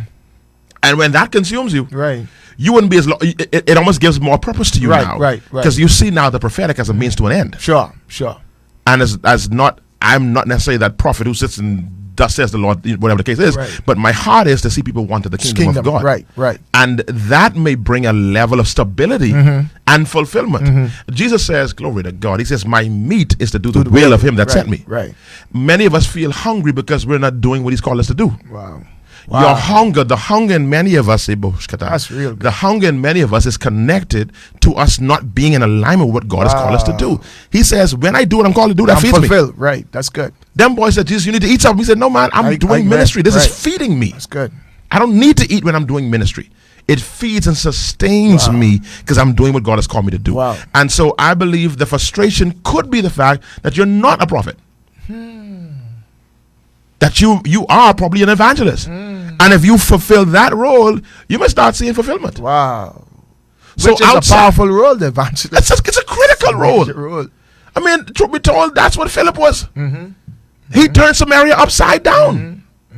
You know, now we see the apostle that come in now and they got filled with the Holy Ghost. Right. You know, that the apostle came and saw some, and there's a level of sight that the apostle Peter those saw that they had. I like Duncan Williams. He says, "You're a prophet, you can see, but I am an overseer. I can see over you." I love when he says it. but it could be that when you walk in this role, that you'll start see fulfillment. Outside of the disciplines of prayer, of course, and worship and your personal devotion, and staying connected to your pastor. Right. Because the Bible says a son abides in the house forever. And so no matter where you travel, you still abide in the house. Right. Does that mean I'll never pastor? No, you just abide in the house. Right. Abide in the house means that you can run a branch of the but you're under the house. Right. You see? So I think that's very important there. And I don't know anything you want to add to that personal call. No. All right. And I hope they're not somebody who I didn't burst a bubble as that they are prophet. I hope they don't have a title as prophet. Who? The person who called us now. Oh, I don't know them dubbed. Okay. All right. Because if that's so, I wasn't intended to be to anyway slight if you are in fact a prophet. But I do believe that's rampant in the body of Christ, the persons who are operating outside of what they're called to do, and that's why they're hungry. Right. When you do it, he says, "That's my meat." Somebody give a long one here. Let me get this. No, I saw another one here. Is this it here? My pastor in the Bahamas is the best. I'm in Florida now for a bit. However, he was hard at times. Oh, that's you, Rickeno. I know. I didn't say he was hot. He's hot. I say, yeah. But there was a spirit of pride. Oh, I am. Oh, okay. There's a spirit of pride and arrogance on me that I couldn't see, but he was able to. I was gifted and anointed. So for me, I was getting upset and angry. I use that word on the radio out of ignorance of what he was doing. But today I am forever grateful of what he did because I'm being used greatly in business and being successful, but I owe it all to the shaping and molding. That's someone called Troy Johnson. Oh, okay. I think that's really, really good. Oh, okay. I think that's really, really good. I know that person. I think what is just so critical in this whole conversation is that God bless you, Troy. Oh, you know that person? That's one of your members? Let's move along. I just want to say what is important. I have a problem with this idea of we leaving because my pastor ain't using me. I have a problem with this. My pastor know how to speak to me, this and that and the other. I had to say this to several of those that I lead. I said, listen, man, God called you to be here. Oh, you take the words out of my mouth. Right. He knows what I have in my style of leadership is what That's you need. Right. You know, so don't go to how your fellow prophetic gift, or their fellow fivefold comrade is being handled by their pastor. And God didn't establish that church for your ministry. Correct. All right. God called us for a particular assignment, and it was not for the cultivation of singularly who you are and what you called to do. Right. And I don't know if people come to churches with that mindset that we have a mandate on this house, and I was brought here by God for the purpose of being cultivated for that assignment, because it's so me-ish, it's so individualistic, they're so caught up on themselves, but I don't know if they are kingdom and mission minded. Right. I love it, and I think further. I saw a comment here. I think it is on that last point that someone made, and I will make sure I don't misfocus. We need them to be calling in, so we don't leave them out there. Okay, good. I got it. See, I don't like how this choosing your brook is your decision. You don't choose your brook. You don't choose your brook. God chooses it. God chooses your brook, man. Yes. God chooses the place where He's assigned for you to function. Yep. And this, I am bothered. I get upset when I hear this thing that is so. I don't feel this. I ain't used. I ain't this. So I get up and go. Yeah. That is unscriptural. That is. And those who are giving that kind of advice, I said this last night in my Bible study last night online, that listen, man, I trying to help you because the Bible says better for you to get a millstone hanging around your neck and be cast in the depth of the ocean if you cause one of these little ones to fall. Sure. by giving them this bad advice. Sure. God, that same pastor. And what is the motive behind that? Come on, man. What is the motive? What is the agenda? To get them in your church so they could be used to their detriment? This thing is so out of whack, and the mindset here. If God assigned you to that same old senior pastor who only is read the Bible, right? Who ain't get no deep revelation, and God assigned you there, there's something that He's called for you to do. Yep. Because I could tell you, okay, let's say you come up under pastors and preachers and so forth. You operate in a level of depth and ministry, et cetera, and do things probably you've never seen them do. Absolutely. But what you are today is as a result of what they did. You know, I had 2 appointments in my entire time before pastoring. 2 appointments. Wow. 1, assistant Sunday school teacher. I don't know, but up until I started life with a planner. Right. And the second was as assistant Sunday school superintendent. Both was assistants. I never even got the portfolio. I was assistant Sunday school teacher. And I was assistant Sunday school superintendent. That's the 2 positions I held in Church of God Temple. Yeah, wow. I never had no other positions. Right. Even though I had a ministerial license, but I had no other positions in the church that I served in before I was pastor. Right then, Sunday school. Now watch this. Watch this. Who is one of the most prolific, profound, anointed, gifted expositors and teachers of the Word of God in this entire country? Wow. I don't know who, but I see the point you're trying to make. You want me to answer? Ask then. If you ain't know, let me just ask. All right. But you stayed right there, assistant in Sunday school, teaching environment. Yes, sir. Now, if you want word, around here, wow, come on, bro. I was 17 years old, and in Church of God Temple, the Grove, Sunday school is everything. Right. Back in those days, Sunday school was the it. Right. And I was 17 years old teaching the 35 and over class. Wow. Assistant Sunday school teacher. Wow. In the 35 and over class at 17 years old. Wow. And I got that black and white book full of sermons teaching the Sunday school class. But didn't realize that it was the Sunday school class that was feeding that book of sermons. Wow. And to now still preaching stuff. Wow. From that phase of my life. Wow. You know, the number to call is 825-LIFE, 825-5433. If you want to go ahead and call 825-5433. And many of us, we jump off the wheel. Yep. Because I'm getting called by Pastor Rickeno to come to his church to preach. I'm pretty sure when I came to Esme first, I wasn't pastoring. I was still in the Grove. I think we're still in the Grove. When you say, man, come give me that revelation you got on the glory. I was teaching Sunday school in the Grove. I was not assistant Sunday school teacher. I was never confirmed as a Sunday school teacher. I left as assistant Sunday school teacher. You was a substitute teacher. I was a substitute teacher. Man, you better stop playing. Let me get this going. Caller coming in. Let me get this going. Hello, caller. How you doing? Hi. Good day. Good day. Talk to me. How you doing? Welcome to One-on-One with Pastor Denczil. Thank you. This is Bishop Rolle. Yes, it's me. Oh, hi. Hey. Okay. I'm listening to the conversation, and it's an interesting one and much needed. And I'll probably speak from a millennial standpoint. Why do you think I am a millennial? I'm a millennial too. No, I'm a millennial. I'm a millennial. You guys have me really, this is really good. And I really want to speak out because I heard the caller that called previously, and, he said that he was not really being used or not getting as much engagement in the home church.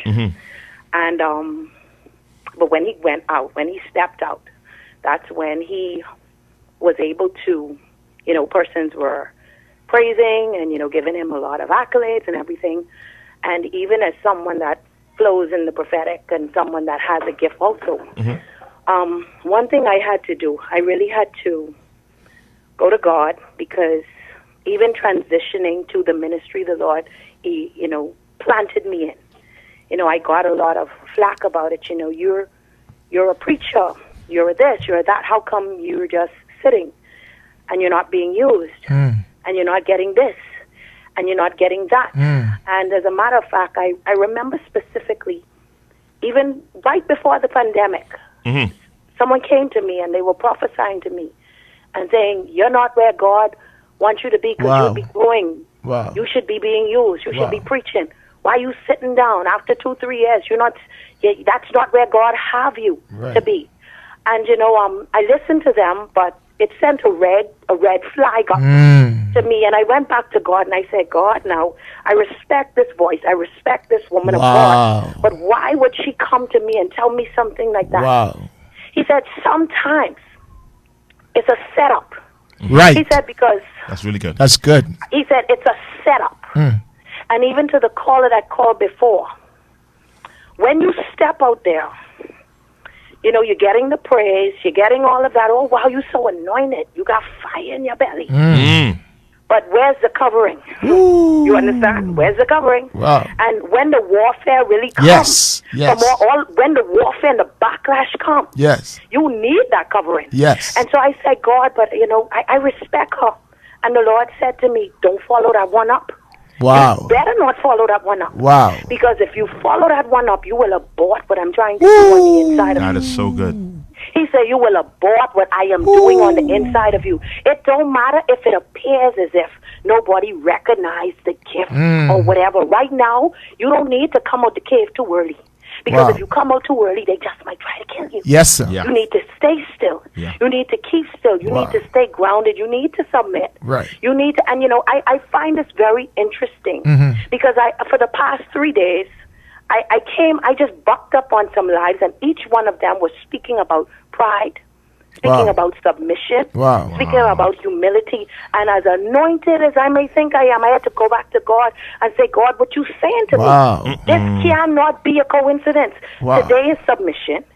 Yesterday was pride. And the day before was humility. So God, what you saying? My God. And just inside, just on the inside, I'm saying, okay, God, I got to come back to you because probably it's something else you got to get out of me. You got to get out of me. Maybe that's why you won't allow me to step forward because, you may be showing me some stuff. Yes, the gift is without repentance. We know that. But I said, God, what are you saying to me? And so I honor the Lord for what you're doing. Because I know it ain't polite to ask a lady her age, but you say you a millennial? Yes, sir. Where you always be? Because you don't have millennials talking like this. Oh, Lord. See, that's how you get in trouble with the millennials when you say can't dance my pastor. No. Rickeno. When did I care, bro? Okay, sorry. Okay. All right. You don't. I have to ask. That because there's a. Okay, I look at it this way. What the voice that I respected was saying to me is here's an easier way out. Wow. Here's a way to flow in the prophetic. Here's a way to. She didn't come out and say this. Girl, God but bless this you. was like the enticing factor. Wow. Step out. So people could acknowledge you, so people could sow into you, Wow. so people can this and that. But can I tell you, when I started out 5 to 10 years ago, the Lord said to me, you're not going to do this for money. It's good. And as you said, it's really the mantle of the evangelist because that's where my heart is. Wow. But I also flow with a prophetic gift. And even the caller that called before, if you're starting to feel like you're losing your momentum, it's probably because you ended up someplace where God never ordained you to be. That's it. Jeez. That's it. Jeez. That's I it. had to speak to my leader. I said, years ago, maybe someone could have come to me and said, you ain't supposed to be here. But can I tell you, when you step out and when you learn, and when you feel some hard when you feel some tough pressure and you go through some stuff and then you go back to God, what happened? I never told you to go there. Yeah. I never told you to submit to that. Now go back with your tail between your legs. Go back where I sent you. That's so good. Wow. I love it. And so I'm grateful for what you're doing, and I hope that would have kind of cleared up. Sometimes we get a little excited, but it's only enticing. And yes, you will have the persons in the crowd and even in the congregation. You don't think Pastor could see you as a prophet. You don't think Pastor could see us. You don't think Pastor could Who's see seeing you? That's what we used to call it. Yeah. Right. and trying to edge you on. Right. Yeah. But when they edge you on, they edging you on to go out there to abort you there. Wow. Yeah. Wow. Yep. So thank you so much for this. Caller. Thank you. Thank you so much for calling. Great contribution. I will call you Sister Millennial. The Lord bless you. Good contribution. Yes, sir. Appreciate Thank you. Solid. I am. That is a rare gift. I mean, I thank God. Let me don't do that, because my members I pass a lot of millennials, and I thank God for those that I have. That is the mindset. Yep. And I think one of the things too, though, we as pastors, we need to be prayerful, and I know you are a master of this, of seeking God concerning those that you lead. Right. To know that you're putting them in the right place. Sure. To know that, listen, and putting them in a place where they fit and they're functioning. Sure. Those ministry gifts that we have, they are to support what God has called us to do. I agree. I think we do it the next way around. We supporting what God called them to do. Right. And I think that's their mentality. That's what's causing the problem. Yeah. I remember this young man who came to us, our church, and I'm going to call his name. But those who would ministry, they know what I'm talking about. I said, bro, if you came here to preach, this is the wrong church. If you came here, I said, I know you've been preaching, doing your little revivals and stuff like that, and I thank God for that. If you came here for that, this is the wrong place. Right. Now, I know what I can do for you. Right. I know why you need me in your life. Right. But you need to know why you're here. Exactly. So if you're looking for, every second and every other fifth Sunday, right. No, that ain't gonna happen. And I tell you, that brother has submitted, and I'm really proud of the brother that he has submitted. I'm shocked. You're in shock? No, man. I've been so surprised. I mean, because when I met him first time, he came saying he wanted to know if he could come here to do a 3-day revival. I said, oh boy. I said, not here. Oh boy. Oh boy. That was our initial meeting. Oh boy. So I've never had that experience. That's out there. I think I would have seen him again. That's out there. Then the brother kept on coming, and it's now been about 5-6 years, and he's still there. That's and good. it's submitted. No, life is a good place to be. I can understand. So I honor God for that. But I would like to say this. Go ahead. This brings me to this whole idea of preachers. Wait now. You cultivating in your house people. And Denczil won't be derelict in his duty. No, let me use me. Rickeno won't be derelict in his duty to fathering and cultivating in his house. You are committed. So you fathering, you cultivating. And as you raise up, I target. I got you. So you raise up someone in your house, you cultivate them, you build them, you pour into them, etc., etc. I ain't got time for that, because I got to do progressive ministry. So I target who you raise up and seduce them into mine to facilitate what I need to do. And I believe a lot of destinies are being destroyed in that way. Because we refuse to cultivate. We refuse to take the time to train, to raise up, to pour in, to mentor. Let me demystify and let me take some truth out of what somebody can say. Right. Because somebody can say this, that the owner, and we can end the show on this one, because we this getting good, and we can end it now. We didn't get to our 80, but we was heading towards 70. So we may do it again. We may do this again. That, well, Pastor, you realize now, you can understand the parable of the talents. Right. The Bible says he gave some one, sure. He gave one 5, 2, and 1. And then at the end of the day, the one who did nothing with their one, right, he took it from them. Sure. And he gave it to the one who have 10. Right. And so you may have had that gift, but you ain't use that gift. You ain't put that gift to work. Here's the problem. The problem is the Bible didn't say that the one with the 10 took the one from the one. Right. God. So let's stop this. We teaching people members and doing this kind of stuff like that, and teaching people. Well, let's talk, man. And sometimes you're teaching people. I say members, but really their sons and their daughters. Yes. Not really necessarily their members. Sure. But their sons and their daughters. Sure.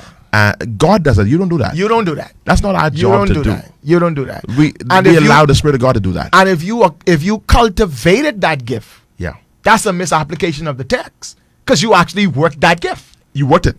Because if a person Paul text to use, Paul, you got misapplication of the text. And I've heard people do. I've heard them. I've heard them use that. I've heard them use it. They have said that they say, because you won't use what you had, so God take that what you had. Exactly. That's not no. You destroyed that person's process. Yeah. Because there would be a time when they came to a certain level of platform and position, etc., etc. You intervene in the midst of their legitimate process. Yeah. Because of your need. Now let me say this too, because we do appreciate. Let me make sure you understand this. Mm-hmm.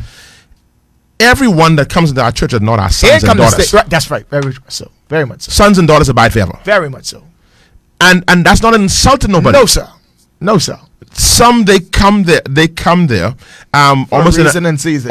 For reason and season, almost in a mentorship capacity. Yes. That mentors or coaches. Yes. They are there to give you something specifically. Yes. Something that speaks specifically to some area of your life. Yes. Yeah. And so we understand that. Right. All right. So a father gives you life. Right. Not a part of your life. Gives you life itself. Gives you life. So I want to be careful that someone don't say, they must lose some members. No, we doing all right. No. God has been great. No, and I have all, and God has been kind, and they could say that. Let me debunk that. Right. I have legitimately and illegitimately. Wow. All right, that's just the reality. But that ain't the motive I talk. I wouldn't say that ain't the motive I talk. That ain't the motive. From no bitterness and that. No. Yeah. That's what I want to make sure. Yes, sir. Out there. Yes, sir. Certainly. That don't think they try. No, that ain't what's going on here. Certainly. But I don't even want them of the idea. We ain't miss and we ain't lose. No, we lose. Right. Of course. All right. You got we have to, but like you say, ain't like we hurting or hurt. Yeah. But when destinies you have helped to I gotta stop you there, but they couldn't even pray when they walk through your doors. Nowadays minister, they couldn't even pray. Now they know how to pray. And I had to cut you off. I know you don't like that. But they couldn't even pray. Right. Now you can pray, and now you're a prophet. Now you talk, but you're going. And this is a personal thing for me to some degree, because just this week, bro, on Sunday, somebody messaged one of my own armor bearers and asked them, what would it take you to leave Word of Life? No, man. They showed me the text. Or they showed you the text. Show me the text, and if I call the name, you know it. Don't call the name. Well, I would if I hadn't eaten, I would have called it. Yeah. I eat today. Thank God. I eat. What would it take? All right. So I don't have no bad blood with the person. I ain't that shallow, man. Right. Because if the son decide to go, right, you know who we're fighting? Daddy can't fight. No, man, I ain't fighting. No. You prodigal, you go. Yeah. And you will return, and when you come back, it'll be right. You come on back home, son. Come back home, daughter. Right. I don't have no hang-ups. Right. This God's church. Right. And as fathers and men and women of God, we have to recognize we don't own people and we don't own the church. It belongs to the Lord. But I'm trying to expose something that is going on in the body of Christ. These people who been with you from nothing, if you had seen them, you wouldn't have want nothing to do with them. Wow. If you had heard them, you wouldn't have think nothing was in them. Wow. Or you would have looked at their mannerisms and say, that one perverted, this one, this, and that one. You would never have taken the time to cultivate them. Right. But now you want finished product. You want finished product. You want finished product. That you ain't pay no price for. No price for. You won't pay no. And in a moment of hurt, that individual can be seduced. Let me get this one. I think this will be good. Let me read this as we get ready to close off today. I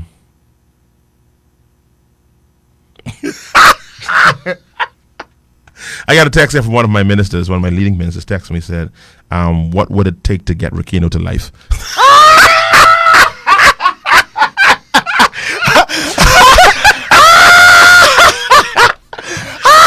They would know. I guess let me show you the text. I can show you the text. Now listen. We can negotiate, because I understand the salaries around life are very good. Because I have done full-time ministry all my life, and I come for full-time ministry. I don't know if there's a first assistant. I will take that role on gladly. We can negotiate. Oh man, let me and I think this next thing about when you this thing that is all about preaching too, man. Some people getting off and preaching. No, there's so much more to ministry than preaching too. Yes, indeed. Anyway, to the millennials and ministerial giftings that may feel overlooked by the spiritual parent, use caution regarding persons egging you on from the outside to launch prematurely into ministry. Say it again. Use caution regarding persons egging you on from the outside to launch prematurely into ministry, because most times it's a setup to cause your destiny to be aborted. That's good. If God gives you an assignment and assign you to a house, stay focused, stay still, and stay submitted. Wow, that's good. Stay focused, stay still, and stay submitted. That's Senora Smith. Senora Smith. She Love mentioned me it. in a comment. It just come up. What she say about me? Huh? She talking about me? Yes, talking about you. You, Oh, you good. okay. You straight. All right. You straight. Bless you, You Senora. I just see it come on. Oh, this one of your members, and Anthony Williams said, Rickeno on contract with us. Listen, you don't get non-negotiation Anthony's. We negotiating, you stay on the side. Stay on this. I can tell you what I can do. I can check the record Sunday. If her name ain't on it, record, contract, broken. Contract breach. I mean, nothing. Senora Smith said, Pastor Rickeno Monka, every prodigal do not have an opportunity to return. Going your own way and doing your own thing will cause your own life. Wow, Senora. Senora, you smoking. You You smoking. I good saw something here from Pastor E.W. Hayes. Let me get E.W. E.W. North Carolina, Winston-Salem in the house. He says this, my pastor told us preachers, there's too many street corners to be sitting in church waiting to be called to preach. Wow. If God called you, go where he told you to go. Hedges and highways. Wow. I know E.W. Hayes pastor. No, and here's the thing. She was hedges and highways. Wow. Because she came, that's how I got to know him through his pastor coming here. And when she came to do revivals, she would do the church at night. Right. And that daytime, she about the street. You joking? Yes, sir. Wow. That's Yes, really sir. evangelist. That's how I got to know E.W. Hayes, my Wow. brother now. Yes, I was about 9-10 years old. I can remember. Wow. He was playing, she hooping. Yeah. And he playing the bass guitar behind her. Never saw it in my life. Wow. Hooping with a bass guitar. And she preach up a storm, get everybody there, Yeah. the rat, the roach, Yeah, yeah, everybody yeah. gets saved Saved, that night and right. get hand lay on them. Right. And that day she about the street. Wow. Doing the work of ministry. Wow. So you won't be rev and be preacher. Right. Go. Wow. You know, my preachers are preaching all the time. Yes. Not in life. Well, they're preaching all the time. Yes. I got a crew them who signed to the prison. Wow. And they preaching up in there. Wow. Got a crew that does the outreach. They preaching up in there. Wow. You know, but not just preaching, but they're working They ministry. work in ministry, right? Working. When I'm talking about literally doing logistics. But bro, it's as you serve, you Yeah. come into your ministry. Yeah. Everyone from Moses to Joshua to Elijah, Elisha, all of them, we see the very disciples of Jesus. Yeah. As they served, they Yeah. came into. They weren't about their ministry. Just like follow me. Yeah. Yeah. You have one assignment. Follow me. You ain't here to preach. You ain't here to minister. Follow me. And as you follow me, your fellowship will turn into apostolos, sent ones. See, I ain't been in school. See, apostolos. I don't even know what them words is, man. I hope I said it right. I just Just go and make your own tribes. That's all. One thing about people assembly. Lord, that's your same. Your member, Anthony Williams. Oh, Lord Lord. God, that's. no, Anthony. So can't make your own tribe. You need to try. No, she said. The whole thing is that you want to go take people member. Go make your own. Make your own. Go evangelize. Yes, man. So, let's please stop making it so flippant how we move from church to church. That is dangerous. That is so we take it so lightly and just I go on. I get up and go. You get that don't look good. Right. I know. I don't like hire people who had 25 jobs, Wow. and I believe the same thing with the kingdom. You're not 25 church. Mata, yeah. All right, we out here, man. Thank you all so much for being here with us today, and we had an amazing time. Listen, sometimes me, Pastor Rickeno and myself don't eat before these shows, and so we can need topics to talk about. Other than that, if you don't give us topics, we can be here for 3 minutes and we can go. We ain't good when we eating. So please, we want you to do this. Share this video if you think it will bless other persons. Then we also want you to please. I got a text. The text says, Pastor, you missed it. There was a point that you got to 81 listeners. Really? Yeah. Oh wow. I could still say we do 80-ish if we didn't go. We're still 80-ish. We did we 81. got to 80. We got 81. Oh, man. My good auntie who listens from North Miami. She North was on Florida, there, North Miami, She was on Florida. it. She said no, nephew, y'all at 81. Yeah. So she was watching it. Yeah. All right, so we made the 81. Thank you all of you. Ain't letting you. No, don't fool that. You gonna Don't do the fool show. that. No, you can do this show. You can do this You show. can do 81 to one Andy not, already and played. Andy didn't talk. You're right. That's like Randy Wendy. You That's Andy Bendy don't them. say nothing behind them, but Absolutely. That's it. That one name over. So listen, we're going to be back on next Monday, and we need you to send in some things for us to talk about. Put them right here on this feed, or you can call the 825-5433. We need it. I need to get some topics for us to talk about come Monday. Let us know what you want us to talk about. Let us know what's happening out there and what you would want us to discuss. Don't leave us for open mic because we just drift sometimes. All right? oh boy. You want to hear our Jim talk sometimes? No, you don't want that. So don't fool with that. There's somebody. Okay, I'll read this later. I don't know if this is a suggestion or what. Let me just get it real fast. The music is playing in the background. Let me just get this real fast. prematurity was the sin of Eden. Pride, That's good. definitely. That's good. But also the desire to skip out on processing. That's good. Eventually, though, Hebrews 5:14 says that the maturity and being full age means that your senses of being trained, exercised to discern both good and evil. I love it. Good. And Adam and Eve wanted instantly what God wanted for them through maturation. This was the desire. This is so good. You have to call that This name. was the desire to be like God, the parents, without wanting to be linked to the God, the You parent. want it to be like. You want to be like. Wow. Great discussion. Trezor de-ramming. Wow. Trezor de-ramming. That name sounds familiar to me. Yeah, it does for me as well. Yeah. It does for me as well. That is amazing. That's I really love good. it. I love it. That's So listen, please, if you have any comments for us to put out there, please, any conversation for us to have, we'd be glad to do it. The Lord kind of put this burden on me over the weekend that we need to get something else in the airwaves. And then he burdened me with it. Then I burdened Pastor Right. Rickeno with it. Right. That we had to get another sound out there. There's too many other sounds going on. We need to change the sound in the atmosphere. So that's why we're here with these talk shows to get a different sound. So please let us know anything you want us to talk about. Send it to us, and we'll be glad to jump all over it. All right. God bless you. We are out here. I see somebody Love say you they all. watching. Do well. We love you all, man. Have a good. I'm tuning into what time you start? 9:30 on Sundays. 10:30. 10:30. We both 10:30 now. Life is at 10:30. Why are we the same time? 10. Life is at 10:30. Life begins at 10:30. Yeah. Word of Word life. of life. and Life worship. Yeah. Life begins at 10:30. Life begins at 10:30. Life begins We'll at 10:30. see you all on at 10:30 on Sunday morning. You watch him first, then watch me second. All right? No. You know what he really mean. You know what he really mean. No, he can wear you out. You watch me first, watch him later. Don't worry. You have no more energy after Ben, you finishing watch me. Word of Life first, they can wear you all the way out. So watch me first. You have plenty of energy left because we don't sweat like that. They sweat up in Word of Life. Watch us first, and then when we finish, go watch them. Love you all. We gonna love you guys.